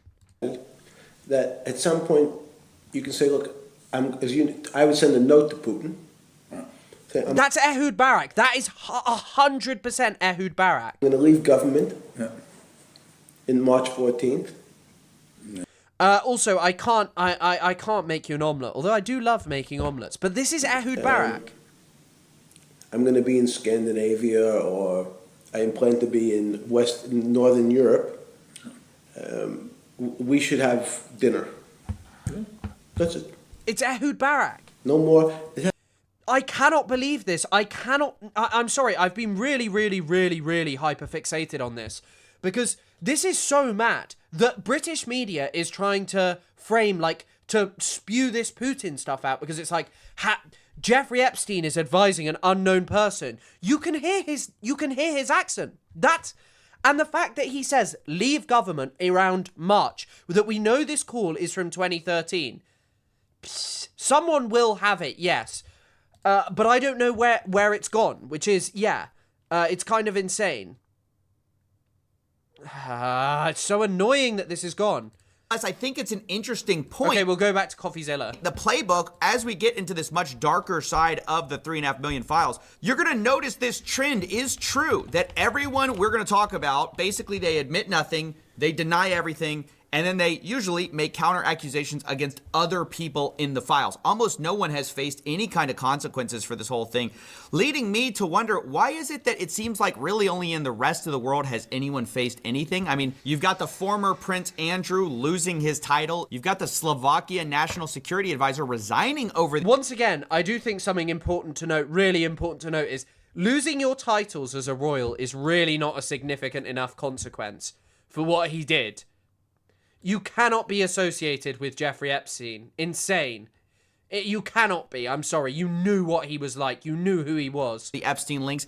But in America, I'm really hard-pressed to think of anyone who has actually faced any kind of accountability. I think Larry Summers stepped back. Epstein faced accountability. Being a... voluntarily. But other than that, it's hard to think of anyone who's faced any kind of justice. In fact, arguably, Ghislaine Maxwell's life is better than it was previously since these Epstein files have dropped. And what's crazy... That's actually a madness that Ghislaine Maxwell, by arse-licking Trump in her interview with Todd Blanche, basically, if any of you haven't looked through that, look through it. Ghislaine Maxwell, by basically arse-licking him, gets herself a better deal by being like, oh, Trump was a standout guy. crazy about Stand up guy, excuse me. this is that we know that the government story is false. Remember, the FBI documents showed they had 10 co-conspirators they were investigating. We also got an old draft of an indictment where they had several co-defendants with Epstein. Now, of course, we know these were never ultimately charged. This was back in 2005, but just imagine all the way back in 2005 where these charges are from. Oh, hang on.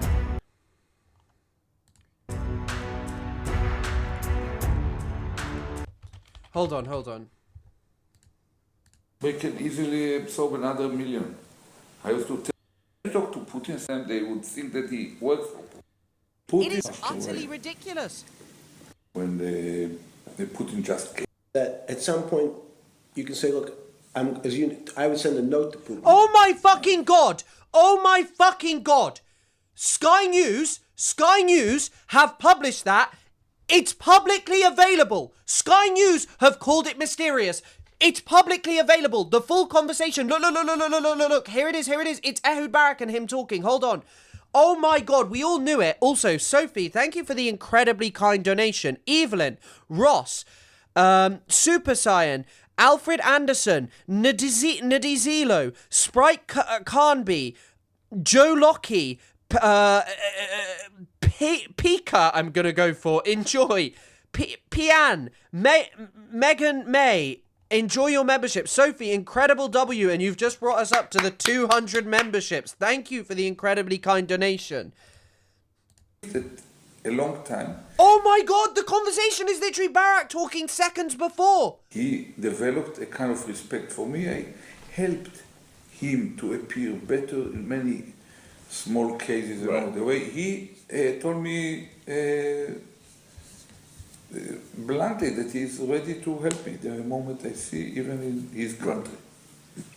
So the key would be I would think about Oh my god! That at some point you can say, look, Sky News have cut this. Sky News have clipped this to push a fake Russian agenda.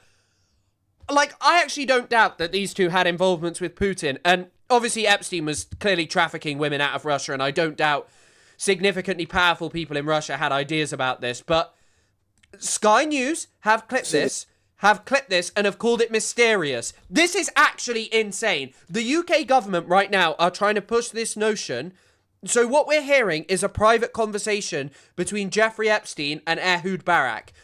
I have a tweet which is currently popping off because Sky News have posted newly released voice recording appears to show Jeffrey Epstein advising an unknown person on how to approach Russian President Vladimir Putin. Now, the unknown person, you can hear it from him going, ugh, in the conversation. It's Ehud Barak. I know his voice. I've seen this clip. Now, this was there was a 3-hour conversation in the Epstein files, right? A 3-hour conversation was in the Epstein files. It has now been removed. Sky News, along with British media, have all day been pushing Epstein Russia conspiracies. Like, conspiracies. He was involved. This is a thing that happened. We know this happened. Look at this. Poland is doing it. Epstein was probably a Russian spy. Epstein likely recruited by KGB. Epstein file reveals paedophile financiers' desperate attempts to court. Epstein was a spy. Epstein KGB honey trap. He's talking to fucking Ehud Barak.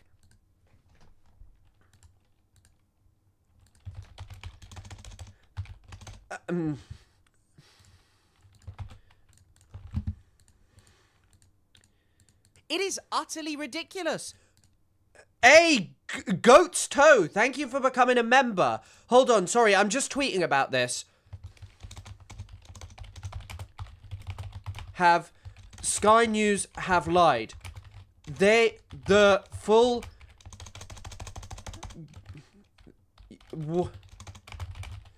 A video of the conversation. I probably shouldn't type in all caps. Sky News categorically lied about this. If you watch this video, I would send a note to Putin say, I'm going to leave government in March 4th. To 5830, you will hear categorically lied about this. The person in the video is not mysterious. If you watch, if you watch this video and skip to, you will hear Barack talking to Epstein just before they news clip. I knew they'd lied. I knew they'd lied. You can.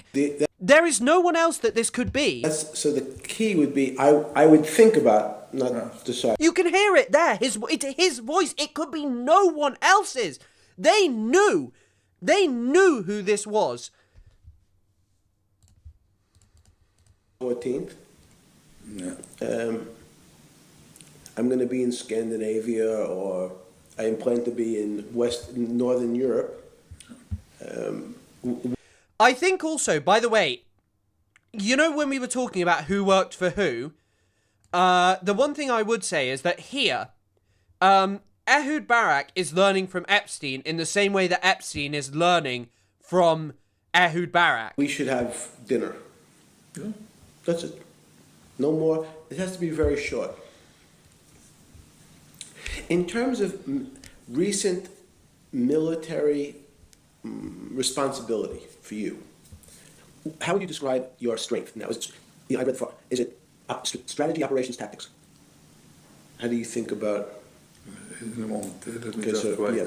Putin for dinner. Or you can meet tea or vodka. Yeah, or you can meet somebody. Are you going to be in Paris? We should make a plan to meet sometime in the next 2 months. Yeah, I can just tell him I would like to meet with you. That's it. Right. He will say come. Right, but you say nothing. He will say come. Right. This is insane. This is I have okay, I was about to say I've never seen anything like this. No, I have seen this. I have seen shit like this over Gaza, but Sky News have lied. Sky News have claimed that he is mysterious. They could have said what seems to be Ehud Barak. They will have had access. They cut 30 seconds out. It seems. So I am of the seemingly from what I can see, Sky News have fiddled with this. He loves to sit with me and talk. Oh, I don't have a VPN. Okay, cool. Thanks for letting me know. Always with someone because he doesn't trust his English. And yeah, I don't doubt that they're friendly with Russia. I don't doubt that Jeffrey Epstein did things involving powerful Russian individuals. But what I am unbelievably incensed by is by their choice the British media's choice to hyperfixate on Russia in favour of mentioning Israel. And literally misleadingly editing a clip. What's Chris's Twitter? My Twitter is just my name. Hold on, I'll link you to the tweet I just posted. Okay, we're gonna stop that for now. I'm gonna watch the CoffeeZilla thing. I'm really hoping the Ethan Klein thing is uploaded this evening. I'm sure it will be, but I really need to go pee. So once I'm back, we'll be back to this. I'm just gonna move my camera off screen because if I don't, it fucks up the membership goal. So I don't want to do that right now. And by the way, we've hit 200, so thank you all so much for that. I'll be back in a second. Hold on.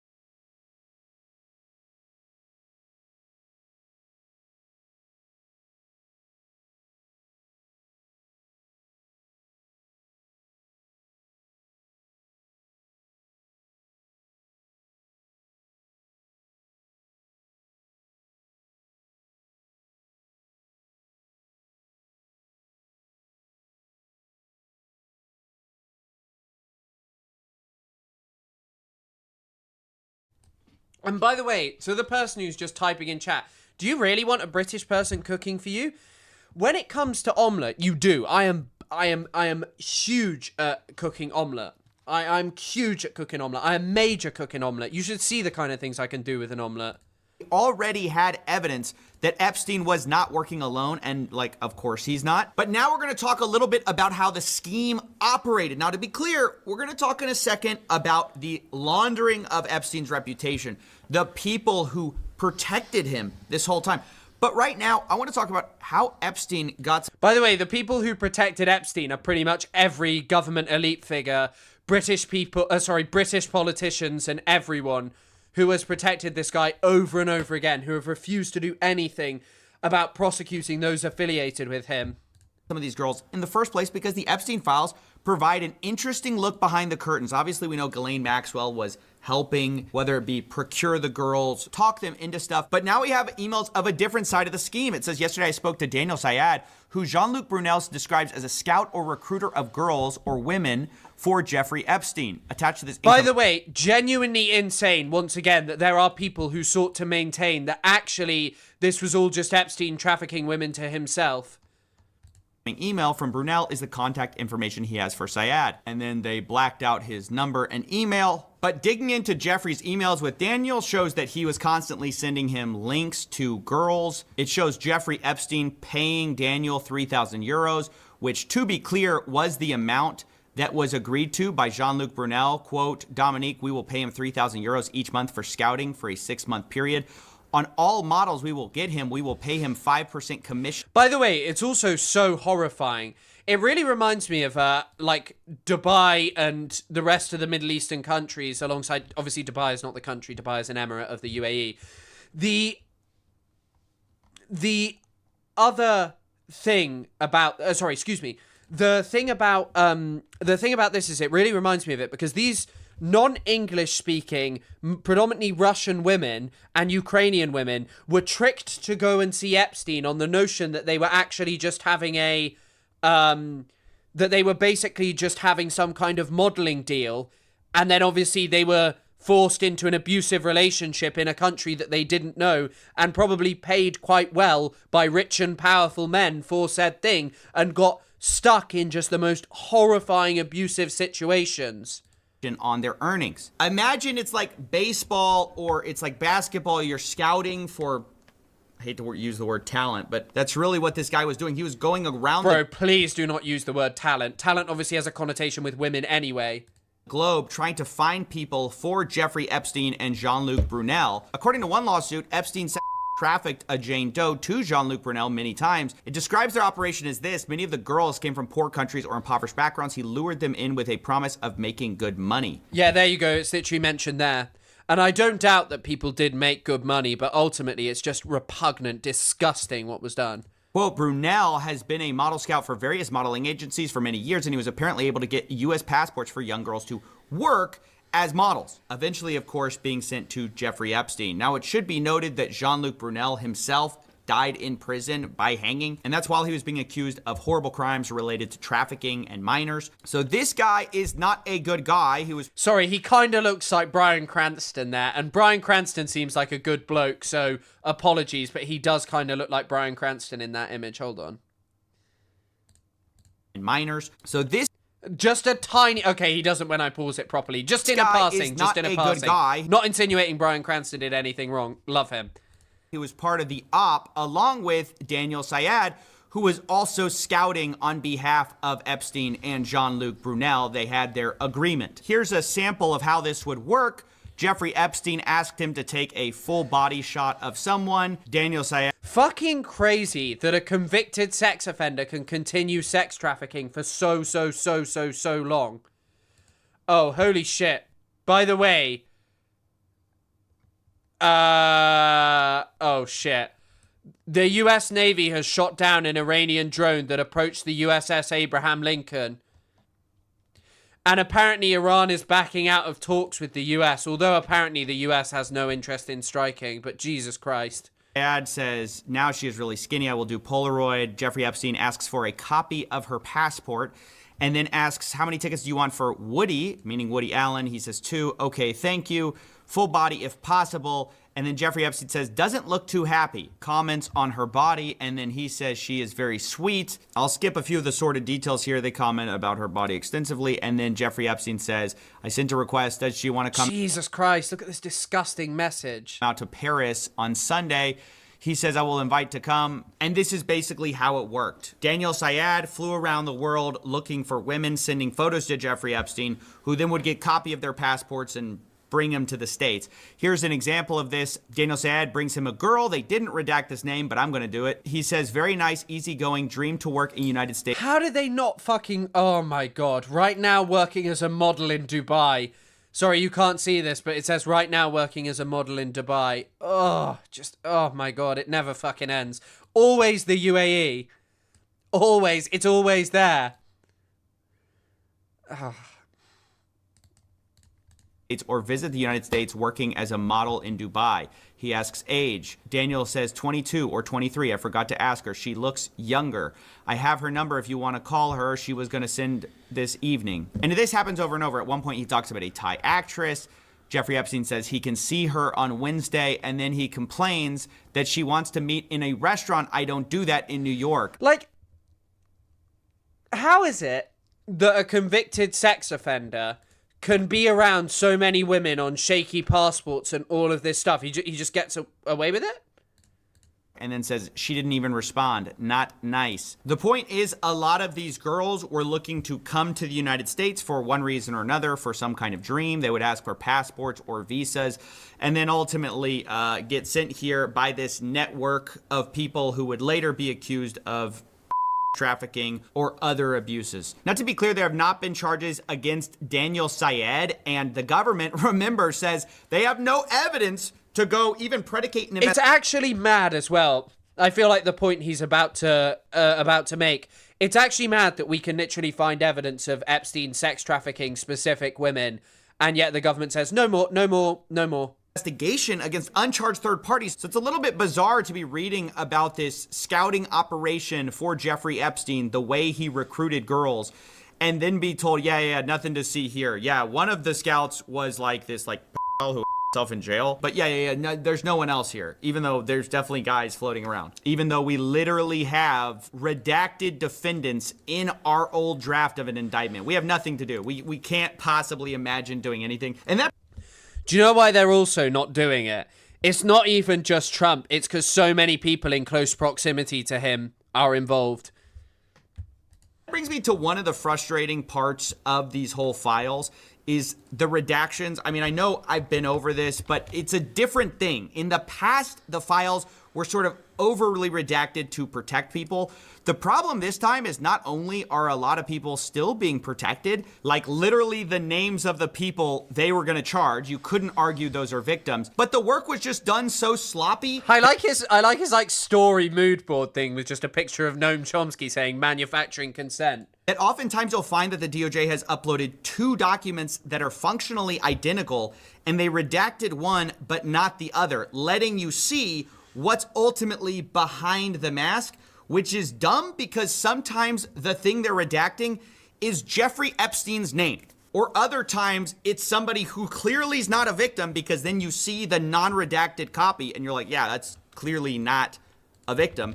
So it's a little strange what they seem to have done here. Let me give you a for instance. So we have this message from somebody whose name is blacked out, and we see participants, and then we see Jeffrey Epstein is involved, right? And it says, we need to work around your 38. We need to push back on the lies, then crush the pedo trafficking narrative, then rebuild your image as a philanthropist. Now, I want to... It is actually insane. It is actually insane that so many people were just happy to advise him on, like, yeah, just be a philanthropist and everything will be okay. Everything will be okay. just pretend to be a philanthropist. No. Who's doing that? Who's trying to rebuild Jeffrey Epstein's image, right? Well, we go ahead, we scroll down, and we see that Jeffrey Epstein sends something. He says, in any bar where drinking age is 18, and you see the participant is once again blacked out. But underneath it, in a separate file, we see Steve Bannon, a famous political figure, is in here. I wonder why Steve Bannon was redacted there. One's got to wonder. And he's saying the same thing. He says, first, we need to push back on the lies, then crush the trafficking narrative, then rebuild your image as a philanthropist. Guys, why did you censor out his name? Or, like, why was that censored at all? I don't understand. And I certainly don't understand why Jeffrey Epstein's name in this one is censored. So, making the mood board on Microsoft PowerPoint, the Jeffrey Epstein mood board. I've got like words around him. I've got bad, mean, horrible. Jeffrey's not censored in this one, but Bannon is, and then Bannon's not censored in this one. Also, I'm sorry we've done a hyper-focused Epstein episode again. It's just, it's hard not to when this is such big news, and it's obviously like, just like not being... It's not being covered that well in the UK, and I'm not doing justice. There are so many great people covering this, but yeah, it's just like, it's so hard to like not cover because there's just so much information and like so much stuff emerging every single day and so much that's worth talking about, worth thinking about. And Epstein is, and sometimes this creates the bizarre impression that they are censoring. Philanthropy is how the bourgeoisie launder their reputation, Liz Franchak. Yeah, there's huge amounts of precedent for doing this. There's huge amount of precedent. Of course, Jimmy Savile is like a huge figure in doing this. For victim names or for some like kind of victim status or for some reason, and then you see the other file and you're like, wait, why did you do this? It's just very poorly done throughout. That's just something I wanted to comment on, is not only did they once again not fully redact things because they were sloppy, but also, like, victims' names got stuck in this. Like, girls' names appear sometimes, and, like, I'm not sure, are they supposed to be redacted? Because they're redacted over here. Yeah, literally. You can see how on some of them, with that Nadia woman, who's actually seemingly a trafficker rather than a victim, where her name is redacted over multiple emails, and then just in one, it's accidentally not redacted. They're not over here. I can kind of figure out who it is. It's just... Power corrupts. You know what? I do agree with you that power corrupts, but I also think it's just being rich corrupts in this kind of sense of like who and what these people are, and sating these desires of the ultra rich just basically requires doing awfully repugnant things. That's just it. Like, these people were so rich and they constantly looked for things to do. And what did they find to do? Sex trafficking and finding servile women who would let them act out their women who were forced into service rather than them being servile as a result of what they were. Children as well, who would let them do whatever they wanted. Yeah, Nadia was a pilot and top girl. That's it. Nadia, I forget her name. Kind of a mess. I needed to point that out. You know, other times we have things like this, like Brock Pierce, a co-founder of Tether, also known as the biggest stablecoin in the world. He sent a message to Jeffrey Epstein with the subject line Anastasia, and then it's just a bunch of redacted stuff with a few untitled JPEGs in here. And so, you know, you're thinking to yourself, what is this? Is he sending some illicit media? Like, what is this? Well, then we have... There are also, and there have been historically, powerful people who haven't become, like, entirely corrupt like this, who don't reach that level. But when you reach this level of just wealth, and this is all you want to do... Marchenko, it's something to that effect. Yeah. In fact, I think it's Marchenko. Nadia Marchenko? Nadia Marcinko, it's Slovakian. Marcinkova, a Slovakian-born pilot and flight instructor who disappeared and has been missing since early 2024. Have this page where it wasn't redacted. I put that little dark square that I didn't know if this should have been redacted or not. It's like a bunch of JPEGs. Now, does that contain victims? Is Brock Pierce sending photos of victims? I don't know because of the way the government did this. But underneath, it says, the Ukraine is now my favorite country, smiley face, Brock. How is this? I mean, obviously, Trump is not going to go after a crypto guy who's probably been funding the Trump administration. Don't know 100%, but these crypto people love funding. But him sending a message about Anastasia saying the Ukraine is now my favorite country. Pierce with the subject line Anastasia. I don't know what to make of that. I'm just saying the redactions, like the way they did this, is not good. But now let's return to Steve Bannon and his we're gonna crush the trafficking narrative, because this guy, oh boy, has been revealed in the files to being like Jeffrey's right-hand PR man. I mean, kind of crazy as well that someone so involved in Trump's culture war bullshit was so infatuated when he met Jeffrey Epstein. This guy was filming basically a documentary about Jeffrey Epstein in order to rehabilitate his image. And some of it has actually leaked to the public. It's been interesting to watch how that's been received. But the funny thing is that originally Jeffrey Epstein's plan was to just do a YouTube video, like an apology, like a old school 2016, turn on the camera for authenticity and saying, he says, do you think I can do my own video interview and upload it to YouTube? No sandbagging, interview. So Jeffrey Epstein was definitely aware of what YouTube was. I mean, of course he was. We knew that. But he just wanted to go on... He wanted to go on YouTube and upload his own, defense. The funny thing is I do agree with that point, that some people make of saying that had Epstein lived longer, he probably would have found a way to rehabilitate his image. Format or like a diary piece. Steve Bannon says if you do an interview, it can't be like Johnny does a YouTube. It has to be amazingly professional and perfectly... Bannon's wrong here. If Epstein had become a TikToker, he would have rehabilitated his fucking image. He'd be streaming with clavicular right now. Cut.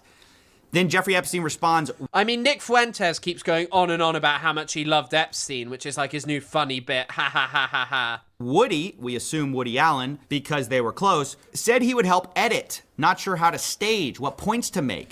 Also, yeah, someone said go on Joe Rogan Experience. We've all seen those videos of him talking. Someone talking word salad drivel is the perfect person to have on the Joe Rogan Experience podcast. But better than trying to do an interview that I have no experience doing. Goal is to humanize the monster. Anything written carries little weight. To which Steve Bannon replies, yes. Jeffrey Epstein, should it be an interview format, interviewed by me? They start talking about, how do we do this? Humor, apology, how did I get rich? Question mark topics. They're brainstorming. How do we trick the public into seeing me as more than a... Has anyone watched the full hour-long Epstein, interview with Bannon? Has anyone watched it? Imagine Jeffrey Epstein making a Tectone style apology, crying on camera, going, my father was mean to me, and I've been accused of sex trafficking, but I'm doing a podcast with Dan Saltman later and Nux Taku, so yeah, that's good. And also Hassan Piker did all of this, so yeah. Blame him, Hassan Piker. A monster. Now, funny enough, right before this, Jeffrey Epstein asks about a dinner with Woody, and then he says, oh my fucking God, dinner with Woody or too many pedos in one place? Bro, he knew what he was. It's fucking insane, by the way, that you see all of these idiots who are now like, actually Epstein was an ephebophile. No, bro, this is just enunciating exactly who and what he is. Too many pedos in one place. And you gotta love the self-awareness there. Now, I don't know what he meant by that. To be clear, I'm not making that accusation against Woody Allen. We'll talk about him in a second. That's if he hadn't died, if he hadn't been taken away, if he hadn't been disappeared, Epstein definitely would have gone back with this thing of I hate pedophiles. I hate them. And then he would have moralized it in some way, in some weird way. He would have been like, I really don't like them. I can't do his accent. He would have been like, I actually hate pedophiles, Joe. I made a mistake. I was tricked. I actually hate the pedos, and I think we need to deal with pedos much harder. Jeffrey Epstein saying that. I think what's interesting... Ivan, good to see you, man. Interesting to point out, though, is how all these rich and powerful people are circling the wagons to try to protect Jeffrey Epstein's reputation, right? This is a guy who at this point has been known for years to have pled guilty to these 2008 charges. This was an open secret. And so Steve Bannon goes along though anyways, and he films this documentary. Now what's interesting is he starts talking about the documentary. And imagine thinking that the people were, who do you think was blown away by the Epstein documentary? Who do you think the people around were around Steve Bannon? I am blown away by this kind of stuff. And he starts saying, I'm watching our second hour now. Guys were blown away. I didn't think it was as strong at the time, but I was wrong. Need huge part about threat of AI versus reality, threat of climate change. And this is where the notes start going back and forth of, how can we get you to think of other things? So part of the conceit of this big interview of Jeffrey Epstein was to try to humanize him and actually present him as this genius, everyman, quirky guy with a few flaws, right? They knew they couldn't run away from the crimes. To quote, in Bannon's words, yes, yes, yes, of course, but we must counter this to... Sorry, hold on. I just want to see, before he starts talking about this, wait. I was a little all over the place. Go back to the Industrial Revolution. Same argument. Does he go further down? Do we see more of that? Why is he talking about the Industrial Revolution? Hold on. And he's also missed off this one. Flaws, right? They knew they couldn't run away from the computer doesn't have soul, so no worry. I thought so, but most of my team just saw it on film, were not there and loved it.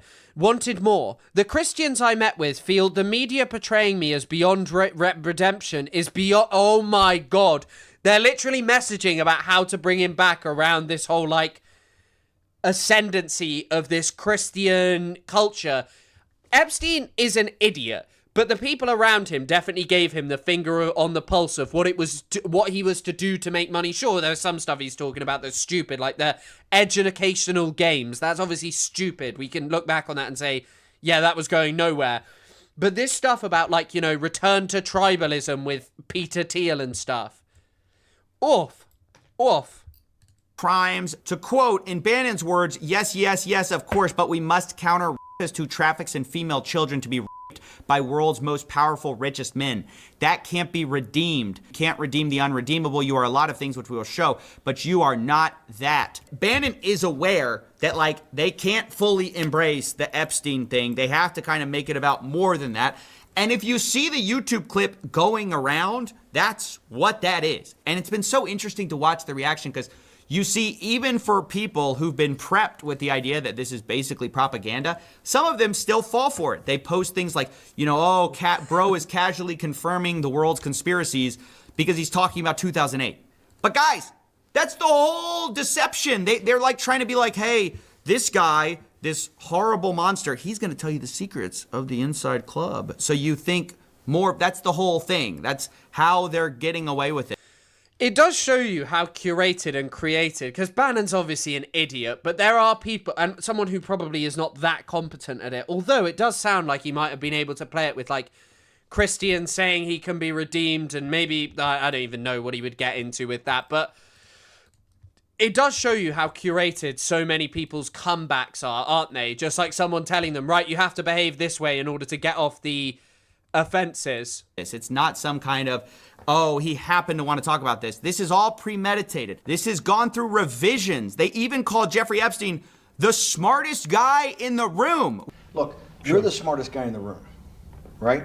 You know that.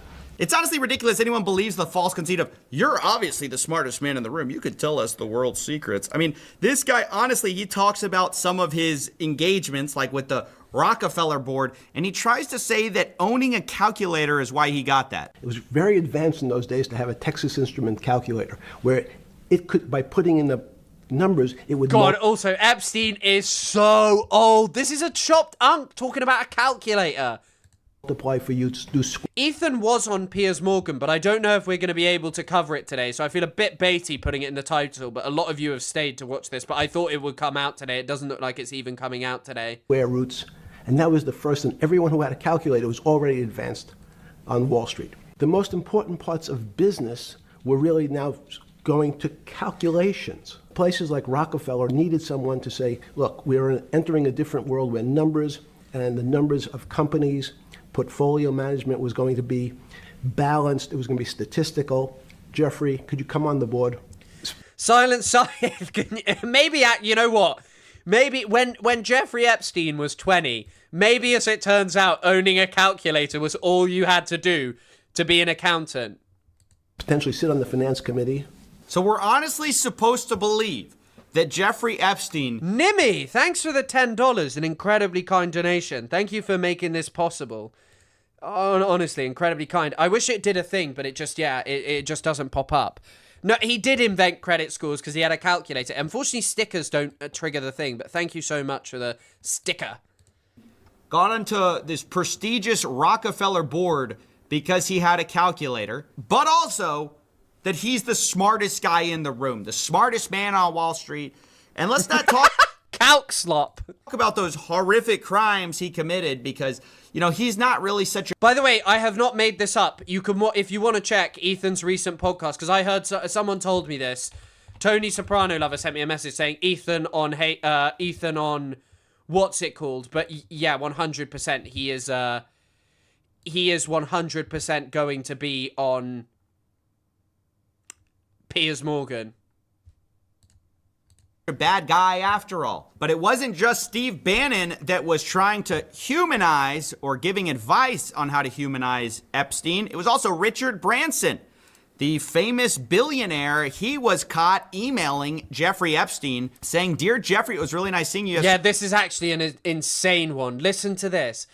It was, he's going to read it. But yeah. The boys in water sports can't stop speaking about it. Anytime you are in the area, would love to see you as long as you bring your harem. Oh my fucking God. I've read that, but I flicked through it. I didn't read him say, bring your harem. Oh. I don't know. That's not that ambiguous, guys. I think we can imagine what that means. But anyways, he says, one, I think if Bill Gates was willing to say that you've been a brilliant advisor to him, that you slipped up many years ago by sleeping with a 17-and-a-half-year-old and were punished for it, that you... Bro, he 100% had shit on Bill Gates. 100% had shit on Bill Gates. No doubt that he had shit on Bill Gates. Oh. You've more than learned your lesson and have done nothing that's against the law since. And yes, as a single man, you have a penchant for women, but there's nothing wrong with that. Anyway, something along those lines. He's giving him PR advice.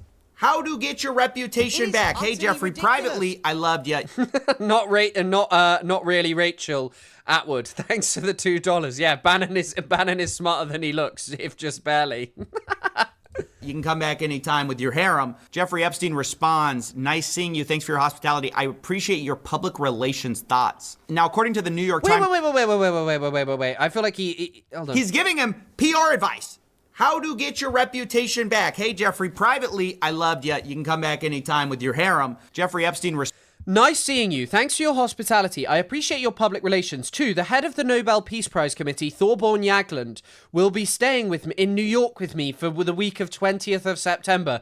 Isaac Overzealous, the most vindicated man in history. Why do terrible people keep winning the Nobel Peace Prize? Well, maybe because the head of the Nobel Peace Prize Committee was constantly at Jeffrey Epstein's house.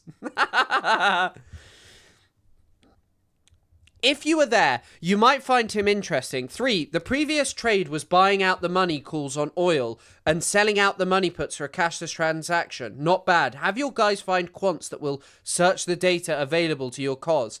I'm on the island till Xmas. Responds, nice seeing you. Thanks for your hospitality. I appreciate your public relations thoughts. Now, according to the New York Times, a Branson representative said the two had a business meeting and stressed the women were adults and had not attended the meeting. All above board. That's By the way, this defense of the women were adults. Bro, who gives a shit? They were most likely sex trafficked. Did it not prick the ears of anyone that Jeffrey Epstein was always surrounded by young women who were from other countries, predominantly Eastern Europe? Everyone says... Is that not a little bit weird? Does that not raise your hackles? By the way, remember what Elon Musk said, right? That's the playbook. Admit nothing, deny everything. Speaking of, remember Howard Lutnick, who we showed on video saying that he had never seen Epstein since 2005? So I was never in the room. It's also really funny, by the way. One of the most notable things is that Howard Lutnick notes, oh, Epstein was a high-level blackmailer. Like, Epstein was just like a real high-level blackmailer. The reason that probably Lutnick knew that is because he lived next door to Epstein, spent time with him, and Epstein was like, yeah, I do this blackmailing shit. I do this blackmailing shit. It's how I have so much power in part. With him.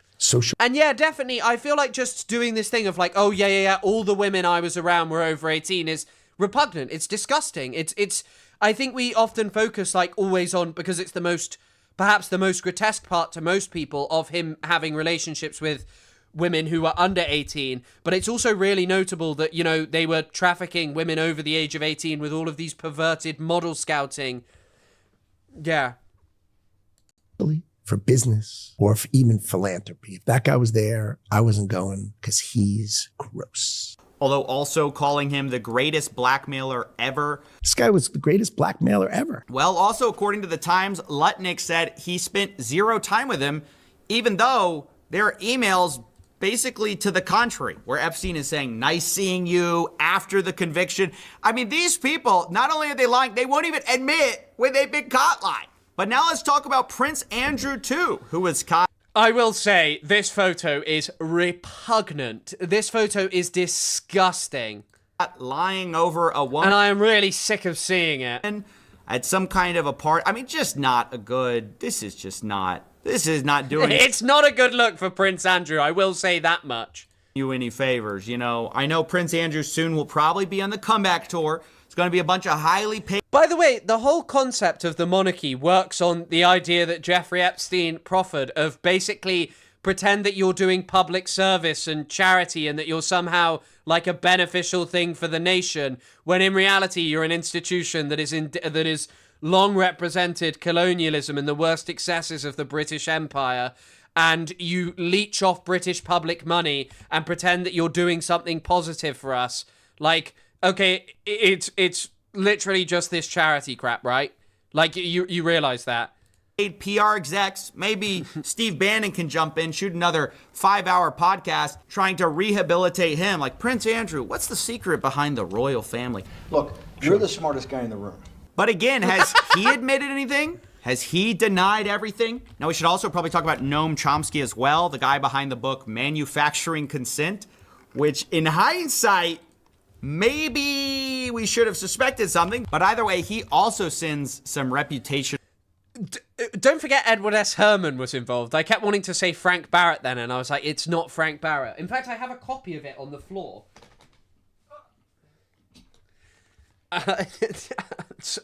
Manufacturing Consent, the Political Economy. I've never read it.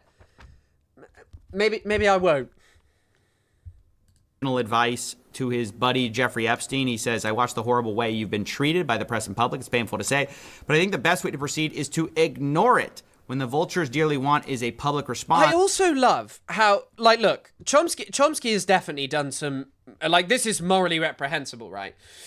And disgusting, like having an association with Jeffrey Epstein after he had those convictions, and also, you know, who he was, and you would have heard it. But either way, one of the most important things for me about all of this, or one of the most ridiculous parts about this email is that he hasn't highlighted, is where he says, a Google search will bring up tons of hysterical accusations of all sorts, even groups devoted to vilifying me. He says, of course, though not on this scale.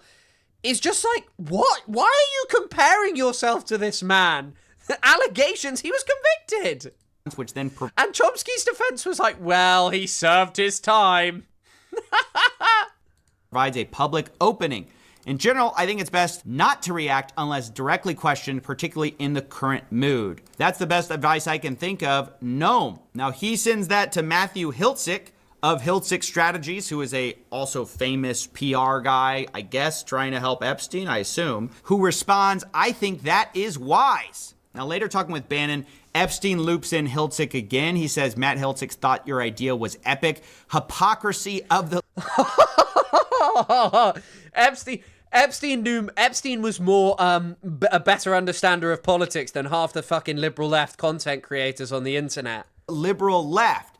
And he says, yep, he would confidentially like to sit and help if you like. This is Matthew Hiltzik. You know, a lot of powerful people basically were bending over backwards, left, right, center, trying to rehabilitate. It's really odd that do you reckon that Bannon was a Fed and Bannon was the Fed who took out Epstein? He pushed him up towards his comeback tour and then told people, actually Epstein's getting too powerful and coming back, and then Bannon took him out in the cell with a quick 1-2.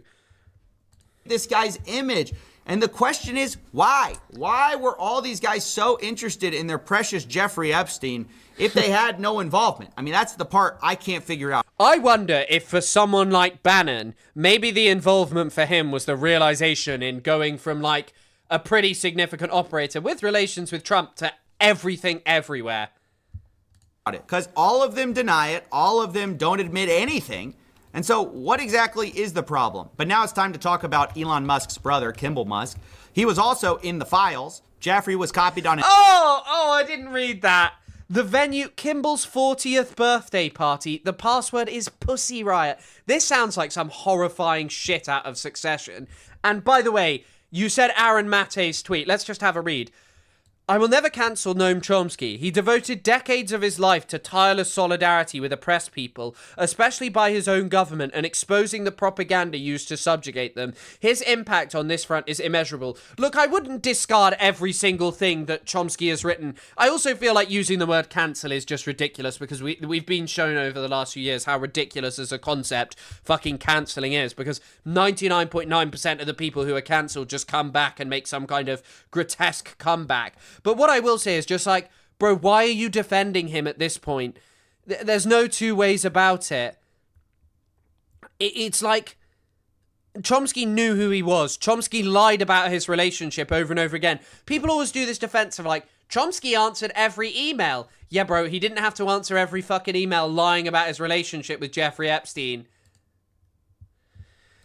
This doesn't mean he's above critique. He took positions I disagreed with, especially in recent years. I think he made an error in judgment befriending Jeffrey Epstein, who, when he met Noam, had been convicted of soliciting prostitution with a minor. If you think Noam Chomsky deserves banishment despite having zero complicity in that or the Epstein's other crimes, okay, I'm going to decline to join you, just as I declined to join those in the establishment who've been trying to cancel Noam for a lot longer.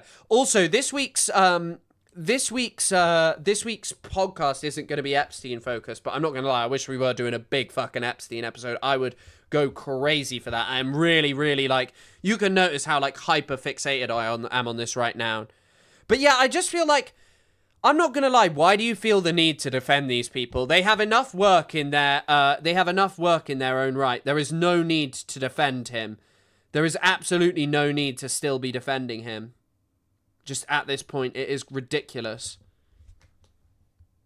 An email talking about Kimball's 40th birthday, where the password to the secret party was Pussy Riot. And then in all caps, Boris, the sender of this email, says, I am not joking about the password. This was in 2012 in September. Did I mention this feels like a bit out of Succession? Something that like Kendall Roy would have at his fucking party.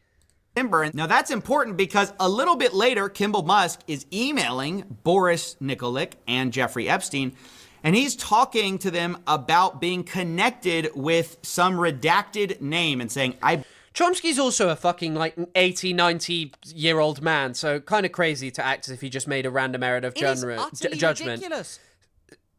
Keddard Down Under, thanks for becoming a member. Incredibly kind. Thanks for supporting the channel and making me doing this work possible. It looks like, I'm not going to lie, I'm thinking more and more when I'm in Montreal. I don't know if Tara's still here. Tara, if you're still here, maybe we're going to have this conversation about the laptop. I know it's not necessarily a great idea to buy one right now, but I'm going to need something to stream. I'm loving streaming right now. I'm just enjoying this. 5 times in the last 10 minutes. Yeah, sorry, apologies. Believe you both played a role, whatever that means. Now, whether this was at the party or, right after their meeting in October, I don't know. But what's interesting is Boris responds and says, Kimball, just FYI, you better be seated down under. Jesus. Thank you. We've hit the, thank you for your incredibly kind donation.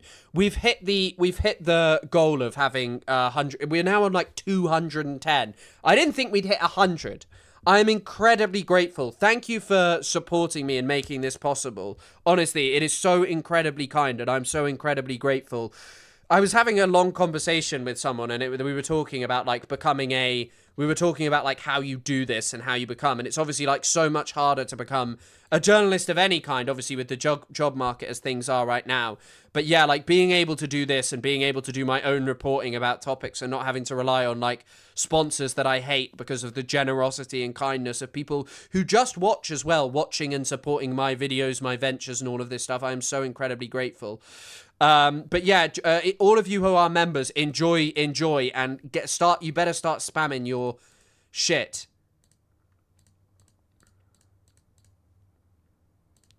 Yeah, also, obviously, when I get something like it's like if I get something that's for work, it's a tax write-off. So actually, you know, it's like, it makes sense.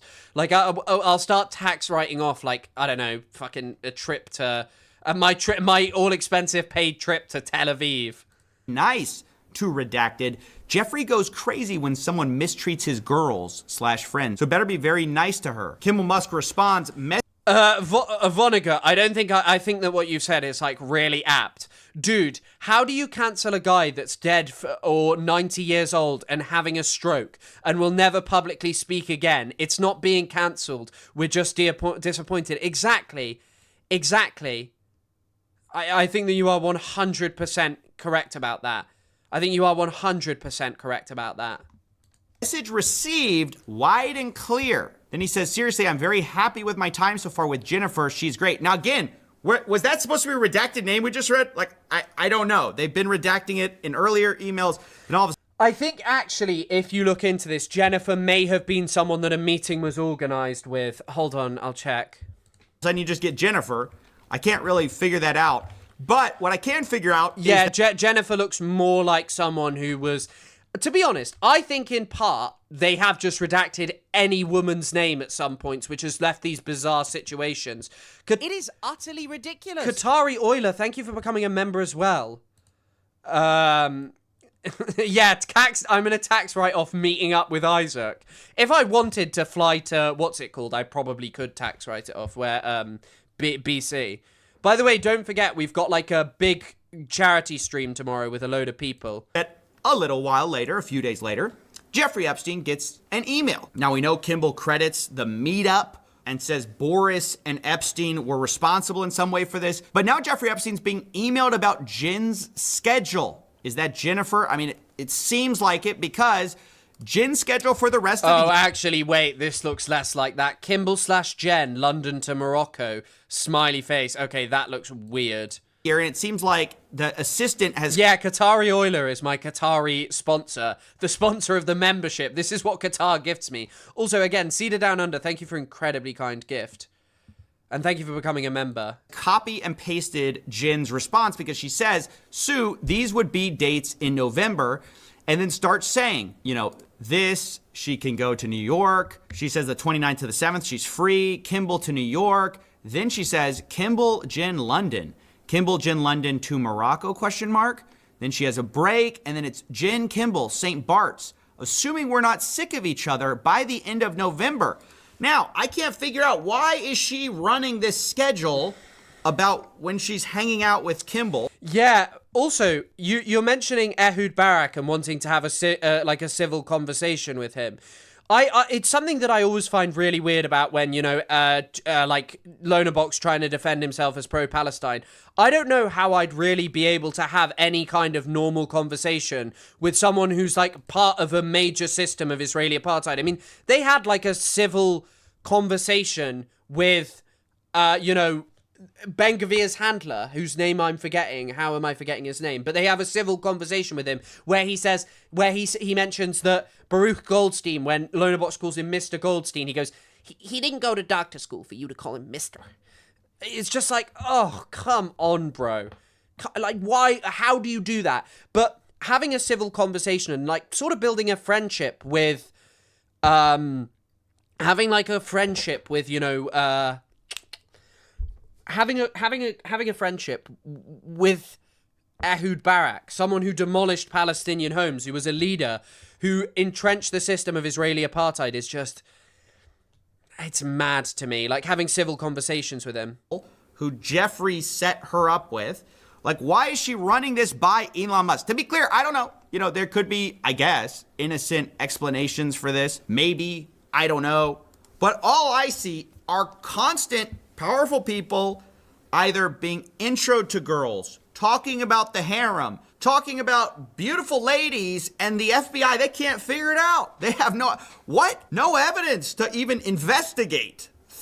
I think one would ask the question of, you know what though? Someone like Chomsky would probably be like, yeah, I'd really like to just have a conversation with Mengele to know what he was like, you know? Parties. Why? I guess because they're rich and powerful. Around the world, we're seeing resignations, we're seeing people lose their status. But here in the United States, we've got like multiple presidents in the files. We've got the world's richest man in the files, several of the world's richest men in the files, and we just can't drum up any kind of evidence. Do you guys think that maybe there's a sort of conspiracy going on here? But have you considered that Lonabox is the real pro-Palestine activist because he wants to free Palestine from Hamas? Yeah, I mean, for me, I think that it's insane. I think that it's insane that people really have who've spent their time just attacking pro-Palestine activists and doing everything to cast aspersion on all of the stuff related to Palestine, all of the news, and to play down the notion that Israel is as bad as people make out, really should take a long, hard look in the mirror and reckon with the fact that Israel is not the country that needs defending. Of course, when you're talking about people who detract from Israel and spew the most stupid of conspiracy theories about Israel controlling the entire world and doing this and that, like, you know, really in ways that tap into just genuinely, like, horrifyingly anti-Semitic stuff, I think that is a detraction from what's serious and how we reckon with American empire, and criticizing and questioning that is by no means the same as going after anyone and everyone in the pro-Palestine movement. It's just incredible to me. Now, I also want to talk about another rich and powerful person, and that is Peter Attia. He's a podcast bro. He's a longevity expert. And actually, funny enough, I read his book, and that's going to come into play here in a second because, oh boy, did I get some additional... Who the fuck is Peter Attia? ...additional context. But let's start here with something that Peter Attia sent Jeffrey Epstein. He says, subject, got a fresh shipment. And then Epstein responds, me too, and there's a completely redacted image. Is that a girl? Is this bad redactions? You know, we don't know, although we'll find out in a second because later Peter responded to this. But Peter says, please tell me you found that picture online. Jeffrey responds, got a fresh shipment, afraid not. Peter responds, you know the biggest problem with becoming friends with you. The life you lead is so outrageous, yet I can't tell a soul. Why? Oh. By the way, you know what the most comical part of all of this really is when it comes to Donald fucking Trump? Is for the longest time, we had a Donald Trump quote about how we had the Black Book about them talking about sharing a secret.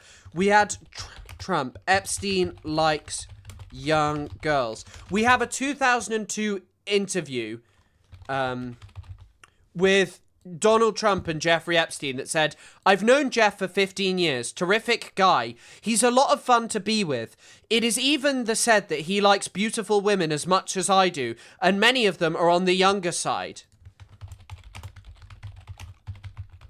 Like, the fact that he said that, and we have the Black Book where Trump sent that thing to him saying, Let's just read this. Trump's odd fucking thing he sent to him. By the way, pre-stroke Trump was really up to crazy shit. Voiceover. There must be more to... No, wait. There must be more to life. There must be more to life than having everything. Yeah, yes there is. But I won't tell you what that is. Jeffrey. Nor will I, since also I know what it is. We have certain things in common, Jeffrey. Yes, we do, come to think of it, Donald. Donald, enigmas never age. Have you noticed that? Jeffrey, as a matter of fact, it was clear to me the last time I saw you. Donald, a pal is a wonderful thing. Happy birthday, and may every day be another wonderful secret. God, do you remember when Trump said this and he said, I don't draw things, I never draw? That was an incredible Trump moment. But we know that all of these people knew it, and it's just like this Peter Attia shit being sent here. Hi, Peter. Why can't you tell us all? Why don't you tell us now? Now that it's all out in the open, why don't you why are so many of you? Is it a prerequisite to watch my content to just be off your to be chonged up? tell us why you can't tell a soul the secrets or the life that Epstein leads? And then we get another redacted photo, right? And then some more images, and Peter says, please tell me that's not where you actually are. And Jeffrey says, you can see the gym in the middle, just me and 4. And Peter says, I think you might have a more interesting life than the Dos Equis guy. Is this off the coast of France? No, it's my island in the Caribbean near St. Thomas. If you go to the Google Earth and type in Little St. James. Beautiful. Isn't that nice? Behind closed doors, it's beautiful. In public, we'll hear about what a monster this guy is. Right? Who is the Dos Equis guy, the most interesting man in the world? Featuring actor Jonathan Goldsmith as a bearded, debonair, older gentleman with voiceovers that were both humorous and outrageous. The advertisements began appearing in US 2006 and became a popular internet meme. Wow. Right? But behind closed doors, when nobody's watching, oh, it's beautiful. There's some other stuff Peter Attia said, which I'm not going to get into. I don't think it's very, appropriate for medical professionals to be saying such things, but, this wasn't all business, right? This wasn't just doctor-patient kind of stuff. You know what I will say? Ghislaine Maxwell is really not being talked about all that much in all of this stuff. It's kind of interesting. There's a lot of guy talk, a lot of banter between the fellas about ladies. And maybe that's why Peter Attia says that hopefully Jeffrey Epstein is in town when I'm back in 2 weeks. I go into Jeffrey Epstein withdrawal when I don't see him. So guys, these two what? He seems so boring as well. Like, when you actually listen to Jeffrey Epstein, he sounds really boring. So, what do you think they're talking about? What do you think it is that they're talking about? Close. I mean, apparently so close that, Peter Attia goes into withdrawal when he doesn't see him. Peter Attia says, are you on island? Jeffrey Epstein says, P Beach, probably Palm Beach. And he says, what do you do when you get there? Jeffrey Epstein, guess. Peter Attia, besides that, I mean, they're not even trying to hide it, guys. This is barely code at this point. Have you also seen this email? This is insane. It's just like an allegation from someone, Eddie Aragon, but after Epstein's been arrested and dies. Yeah. This is sensitive, so it will be the first and last email depending on your discretion. You can choose to take it or trash it, but it comes from a person that has been there and seen it all as a former manager of the Zorro. The material below was taken from Jeffrey Epstein's home as insurance of future litigation. Oh my god. Litigation. Oh my god. I don't even know if I can read this out. That's repugnant. But this is the bit. What is damning about Epstein is yet to be written. Did you know somewhere in the hills outside the Zorro, 2 foreign girls were buried on orders of Jeffrey and Madam G? Both died from strangulation during rough, and this is an extreme warning, by the way, rough fetish sex. This is being demonetized, but what can you do? Oh my fucking god. And this guy sent loads of videos, and he said, he requested a Bitcoin though. Please arrange 1 Bitcoin to the Bitcoin wallet address. The USB will be sent anonymously to your attention by overnight courier. Oh my god. Oof.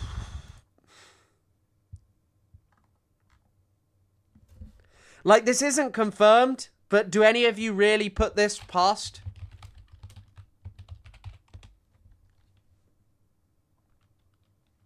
What do you do? Guess. Well, besides that, Jeffrey, we know what you do, right?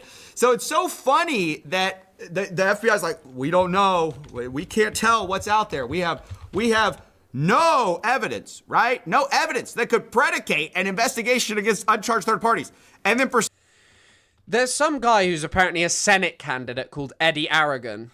Proceed to dump on us a ton of evidence. At least to investigate, right? I'm not saying these people are guilty. Obviously, all of them deny, don't admit, blame other people, say other people are responsible for everything. So that is taken as a given. I am not accusing anyone here. I'm just saying, seems like we got a few leads here, fellas. Some people to look at. Now, I want to address the fact that Peter Attia has actually responded to this whole debacle. He says the following email is what I sent my team last night. I sent a similar version to my patients as well. You put your trust, your credibility, your hard work what we built together, and I take that responsibility seriously. You deserve a complete and honest account of what did and did not happen. I apologize. It did not get this out sooner. I wanted to be thorough. He says, I was not involved in any criminal activity. My interactions had nothing to do with his abuse or exploitation of anyone. I was never on his plane, never on his island, never present at any parties. That said, I apologize and regret putting myself in a position where emails, some of them embarrassing, tasteless, and indefensible, are now public. So it's this apology, he addresses. I love how I love how also they're just like, oh yeah, I sent these bad emails, and it's like,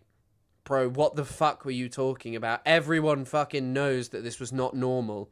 Some of the things, and he says that some of it's just banter, right? Like I said, it's just guy talk, whatever that means. He claims that his got a fresh shipment was in reference to a photograph of bottles of metformin, and then Jeffrey responded with a photograph of an adult woman. I responded with crude, tasteless banter. He says one line in that exchange about his life being outrageous and me not being able to tell anyone is being interpreted as awareness of wrongdoing. That's not how I meant it at all. What I was referring to poorly and flippantly was the discretion commanded by those socials and professional circles. The idea you don't talk about who you meet. I don't know, Peter. This seems like revisionist history. A little bit. I mean, personally, to me, as I'm viewing this, third hand, right? Just from the outsider perspective. Now, Peter says he did ask Jeffrey about his 2008 conviction, because all this happened afterwards, right? He characterized it as prostitution-related charges. In 2018, I learned that this was grossly minimized. I was incredibly naive.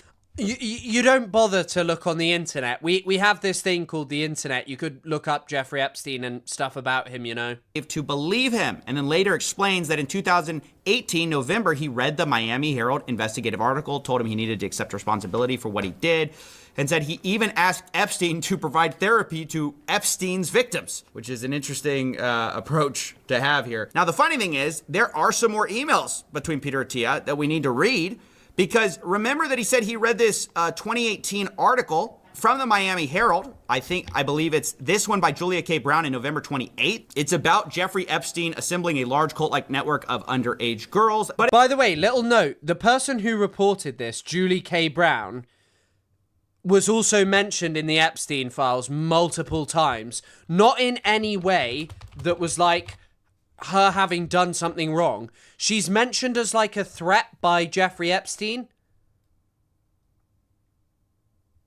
It's about Jeffrey Epstein assembling a large cult-like network of underage girls. But in December, Peter Attia says, home is very good, work stressful, making some changes. He asks him, what's the fallout from the recent story? Apparently talking about the Miami Herald. Now, maybe I just didn't see the emails, Hold on. Julie K. Brown is... Let me just have a look. Jeffrey... Hold on. Let's have a look at this one. Jeffrey Epstein was bringing children to Omni.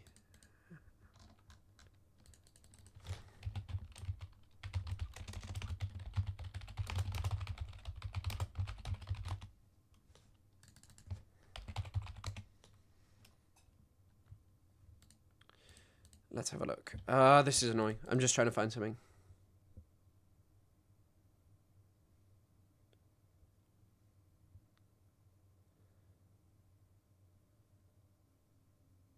That where he was demanding accountability. I don't know what that's about, but Jeffrey Epstein says same as usual, just tougher.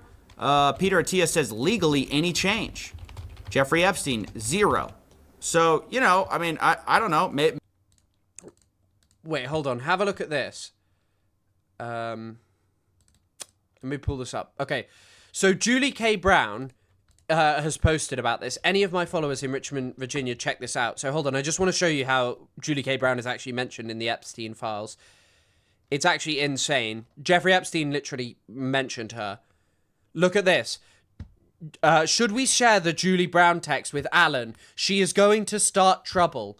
Asking for victims, etc. So in 2019, Julie K. Brown was mentioned in the Epstein files.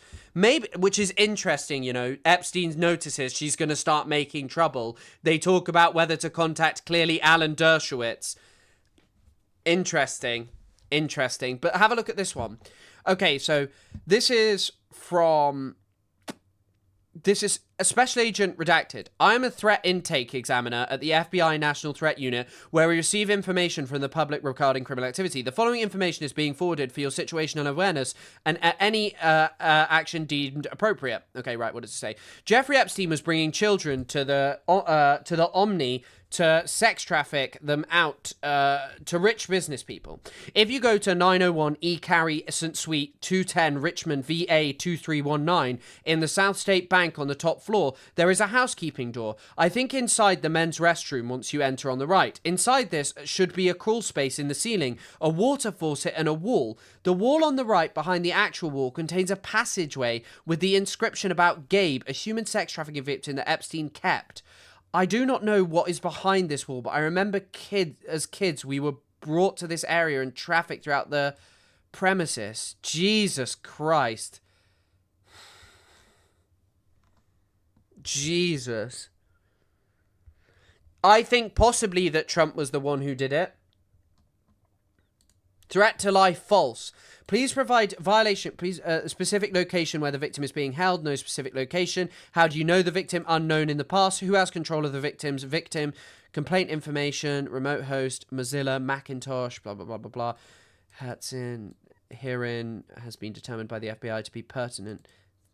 Within the scope of the question, authorized activity should be considered in the context of assessment of predication. That's fucking crazy.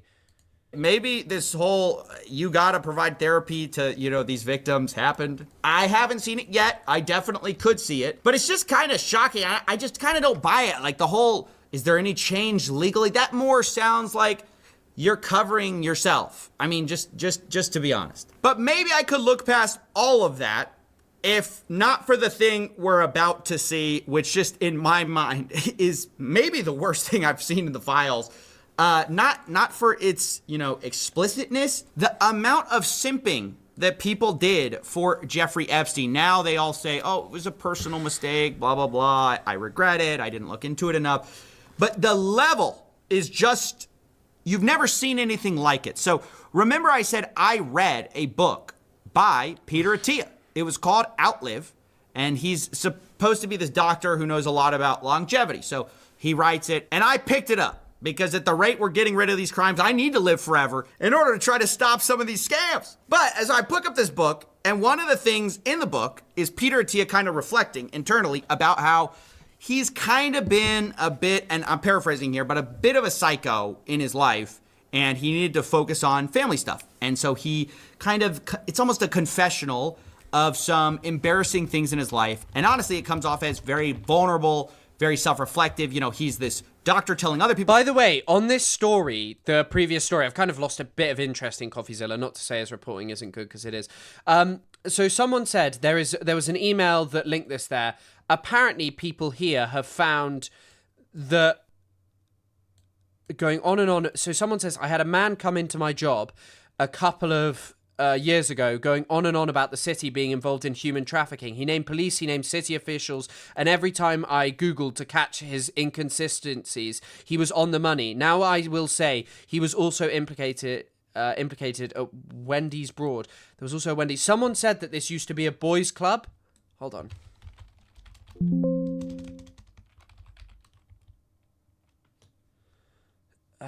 Someone said that, wait. The Gentleman's Club, excuse me. So apparently, keep in mind the message from the sender references when they were kids. The full address with the suite seems to have been for the now defunct Bull and Bear Club, which occupied STE until 2015. The Bull and Bear Club had all of the bigwigs of Richmond as members. Makes you think. It could just be someone crazy. It could just be someone wild. What to do, but he's not a very good patient. That's kind of how it comes off. And one of the stories is awful. This is not the most interesting person, but let's I won't go too much into it, but basically his son has this horrible medical emergency. It's described in this book like this. A few months ago, Tuesday, July 11th, 2017, that date is important. At 5:45 to be exact, I received a call from Jill, my wife. She was in an ambulance with our infant son. Now, again, I'm not going to get into the details here because, it's tragic, and I'm not trying to bring that into it. What is relevant is that Peter Attia talks about how he stayed in New York and didn't show up because he was, quote, busy with his important work. Even today, just thinking about what happened, I feel nauseous about my behavior. I can't believe I did that to my family. Now, at the time I read that and I was like, well, you know, it's at least as good that you self-reflected on that. It's horrible, but, you know, yeah, you were a bit of a psycho. But what's crazy, I mean, now we find out some of the important work, I mean, it's a little unclear, but some of the important work may have been Jeffrey Epstein, which is... Jesus Christ. Imagine this. That is actually an insane find. That he was maybe just with fucking Jeffrey Epstein instead of his kid, whilst his kid was dying or having suffering a cardiac arrest. That's insane. Oh, it's so dark to imagine. Remember, he says July 11th, 2017 is when this all happened. And then he says he did not come home to San Diego until Friday the following week, 10 days later. So July 11th, 2017, 2 days after this happens, he's talking to Jeffrey Epstein. And they seem to be coordinating about something. Sure, what time? Jeffrey Epstein, 9:30. Peter Attia responds, sure, I can come earlier. Also, if you have a hard stop at 10, let me know.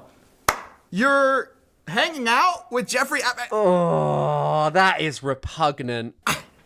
I don't even know what to say. This is out of pocket. I mean, there's no explanation for this. I mean, I didn't see this in the response from Peter. I mean, maybe he thinks he addresses it because he already admitted. Imagine how disgusting that is to find out that was probably what your husband was doing.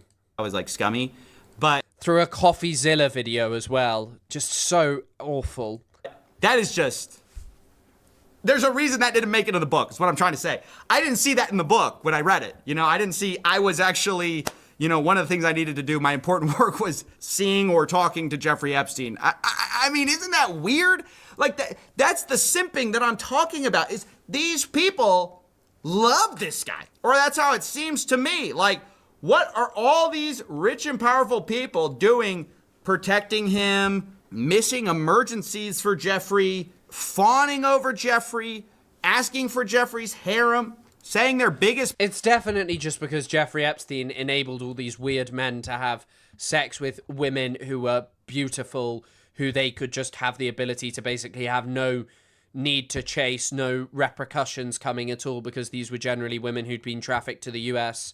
Problem is the life they lead is so outrageous they can't tell us all. I mean, what is going on here? And is it true they all didn't know, right? Because, you know, I'm reading these documents and... yeah, it's hard to say who exactly knew what, when, but I don't believe, remember, they're all denying it, I don't believe nobody knew, right? Clearly, some people knew what was going on, and there's all this kind of coded language in the files where they talk about this stuff almost in like a nudge-nudge kind of way. I mean, here's some Woody... Oh, God, look at that zoomed-in photo of Woody Allen. He looks repugnant. Allen stuff, he was in the files. He says his business office, if you can make out the check to me, it looks very bad because then it looks like a gift to me. He says that to Epstein. He says, I don't want to be one of your women, or should I say, girls. And what's that? Oh, how do we... Come on, guys. Woody says, I would be much more expensive than your girls. You wouldn't be able to afford me. Jeffrey responds, yes, the price to pay would be too high. Woody says, this will be a beautiful friendship. And then Jeffrey says, as long as I follow orders, smile. Many of these men had wives. Exactly, but they'd rather sleep with these women for some reason. I wonder why. People knew he was planning to breed babies at Zori Ranch without any birth documentation. Oh, Jesus fucking Christ. I mean, the things going on here is just like... Oh. Just hearing, like, I don't know, just Woody Allen up to this shit. Face. Woody Allen sends a message saying Woody says the exact same thing, but in a dirtier way. Jeffrey responds, what did he say? Woody Allen, are you kidding? I can't put it in writing. I mean, no evidence? No evidence. How? Come on. I think I see a little bit of evidence. I'm squinting, but I think I can see a little bit of evidence. I mean, guys, like Jeffrey Epstein right here, where he's talking to a guy, he says, Paris with Woody. And the person responds... Yeah, I did see the shit about the Nazi hat. I did it yesterday. It is utterly ridiculous. For no reason whatsoever, hammers were used by early hominids about 3 million years ago, not just to shape stone, but to break bones. Terratro, thank you for the fun random fact. Wow, what a fact. They say you learn something every day. Every day's a school day. Thank you so much, Terra. Thanks for the $5. Thanks for also supporting and being here, and everyone who's watched for all of this. I think pedophilia is the pure plural. Look at these fucks just joking. Look at these fucks just joking about this. Convention. And Jeffrey says, I think pedophile is the plural. I mean, no evidence. I mean, is that no evidence? That's nothing. We don't even want to question these people. There's no investigations going on. So, yeah, it's honestly really sad to see how, look, I'm not saying people around the world are having crazy consequences, but a few people are resigning, thank goodness. You know, a few people are at least facing a little bit of scrutiny, but here Elon Musk lays out the playbook, apparently for our guys. You know, we admit nothing, we deny everything, and we blame others. We just push the spotlight onto other people. The problem with their whole blaming others strategy is there are so many others worthy of blame that it just will work. Like, obviously, the fucking Clintons who are going to testify before Congress, who need to testify before Congress and just 100% should because of who they are and what they've been up to. 100% they should be in front of Congress. They should be hauled in front of it, not a choice to testify. And unfortunately, that's what you've seen the whole time from all the people in the files. You know, all of them say, oh, I was so happy these files came out. It's about shining accountability and justice for the victims, but I had nothing to do with it. Okay, so then where's the justice for the victims? So nobody... ridiculous. Marcus Ryan, do I think Barbara Pitt is the solution? Who is Barbara Pitt? You know, all of you say somebody else had something to do with it, but everybody says nobody had anything to do with it. The FBI says they don't have any other, you know, investigations, any other kind of leads, despite the fact we have one of the procurers of the women just walking free, apparently, like no charges against him. Have we investigated him? I mean, it's just shocking how much the Epstein files show the powerful, how they protect their own, how so many of them knew what was going on to the extent they found out later. A lot of them tried to protect Epstein, like literally make PR campaigns for his reputation. And this is a dark look at the state of the world, honestly, because Epstein happened a while ago, but the reason everyone cares is... I would say that the darkest look at the rest of the world is the whole stuff involving the UAE, Israel, and his foreign influence operations. That someone like this continued his entire life and got away with all of this stuff and in part played a world in building the world as we know it. I genuinely don't think it can be understated. And by the way, Dropsite News have a fantastic report about this, about the relationship between bin Sulayem and Jeffrey Epstein, Sultan bin Sulayem. Mohammed bin Sulayem, is that his name? Mohammed Sulayem. Sultan Sulayem, what's his full name? Sultan Ahmed, not Mohammed bin Sulayem. The chairman of Dubai Ports World. It's actually, like, unbelievable how much this guy is building the current Middle East, the current world in which we live, and won't ever face consequences for what he did. It's because there's other Epsteins around, right? There's other people evading accountability all the time. There's other people that this band of billionaires and power brokers and PR people, even lawmakers, they circle the wagons and protect their own to the point you can never get accountability for anything. So anyway, that's it. It's a hard... This is a good video. If anyone wants to watch, of course, CoffeeZilla is much bigger than I, but you can check it out. You can check it up. You can check it out. I just wanted to show you this. This is an exchange between Sultan bin Sulayem and Jeffrey Epstein. So Epstein says, Sultan, I saw redacted today. She told me a funny... ... She told me a funny story. Yes, after several attempts for several months, we managed to meet in New York. There is a misunderstanding. She wanted some business, while I only wanted some pussiness! Exclamation mark. All capitalized, the pussiness comment. Then, Jeffrey Epstein says, praise Allah that there are still people like you. See, I would 100% recommend reading into this. I would 100% recommend reading into this. Chris, you should be bigger. We'll get bigger. I'm sure we will. I'm sure that this channel will grow. I don't doubt it. I've not been realistically, I've only been streaming for a short period, like nearly a year now, I guess. Eight months, I think. But even then, it's not been consistent. And it was also split between 2 platforms. And now it's much more focused on this one. It will grow. Like right now, there are 400 people in here almost. And Hassan is live. Like, that's insane, right? I hope you realize like how good that is. And these two, by the way, as Epstein and Sulayem were talking about investing in Israeli companies. Sorry, I also just searched Game of Thrones to have a look if Jeffrey Epstein liked Game of Thrones, but I can't find anything. It's nothing of interest, at least.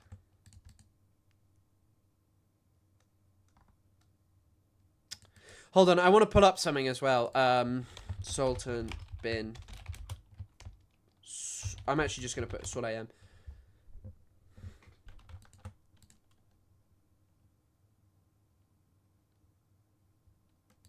Like, they keep talking. He kept talking to Sultan bin Sulayem about... He kept talking to Sultan bin Sulayem specifically about these DNA kits. So, look at this. Hi, Sultan. Can you please tell me who James Miller is? He who you have billed the 30 kits to. Also, do I understand the shipping address is Jeffrey's home, 9th East, 71st Street, New York, 1021. They spent, look at this. Hold on, look how much they spent on DNA kits. 30 times 99 is what, like $2,800, $900 or something to that effect? 2,000, yeah, it's something to that effect. 90 times 10 is 900, so 2,900, yeah, right? 99 times 30. 2,970, excuse me. My maths is not great enough to do that. Do you really notice a difference in your audience size when Hassan Piker is live? Yeah, of course. There are people who watch me anyway. Please tell me that George R.R. Martin. I couldn't find anything. But why did they spend so much on DNA kits from 23andMe? Why? Why did Sultan bin Sulayem need 30 DNA kits for actually $3,151? No, they're not paternity kits. They're 23andMe DNA kits. Like, why did he spend that? Why did Jeffrey Epstein keep organizing this for people? Dear Jeffrey, I am planning to travel to Santa Fe this evening, and we will stay at a hotel. I would love to come and see you tomorrow. Will you be there? Maybe cook something. This is my US cell. Who are you traveling with? I assume that this is Jeffrey. My family, wife, 3 kids, and a nanny. I will arrive at 2 a.m. I will be staying at the Loretta Hotel. Please send someone to take me to you at 8 a.m. Just checks. I will be ready to come with you at 8:30 a.m. Right, I'm just going to have to go down over this because he's saying... Someone said he is waiting downstairs, so it's clearly one of Jeffrey's, men. So he then proceeds to say, on a trip with his wife and kids, for my most updated session info, pics, please, and visit my personal site. And then he said, check out my vlogs about this, and this is seemingly sent to actually an Epstein assistant, not them. There's nothing that appropriate in there. But realize that this is the right-hand man to the ruler of Dubai, and they're telling you that this is all a Russian conspiracy.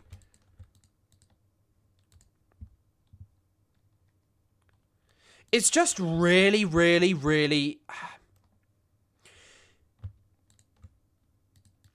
It's just like... It's just really odd that this will be marginalized when Jeffrey Epstein, made them... played a role. He didn't obviously make the UAE, but Jeffrey Epstein played a role in building up the UAE what it was.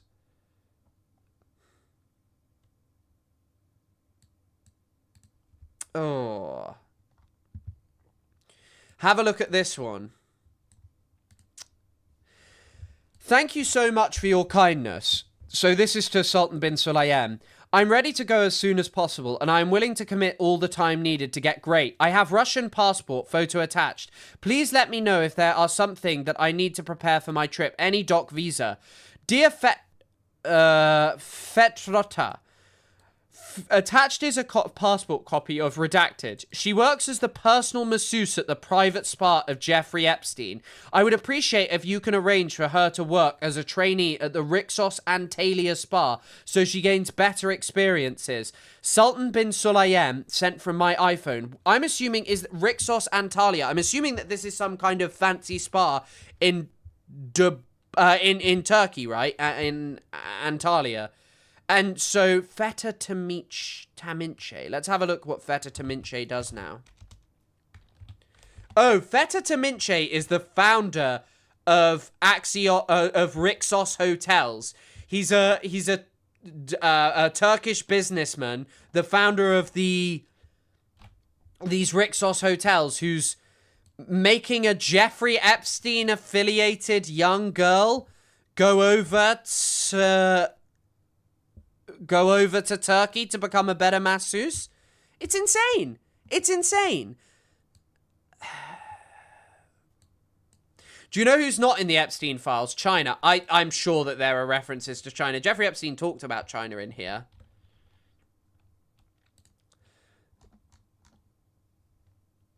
Wait, what? Why did that remove it? Hold on.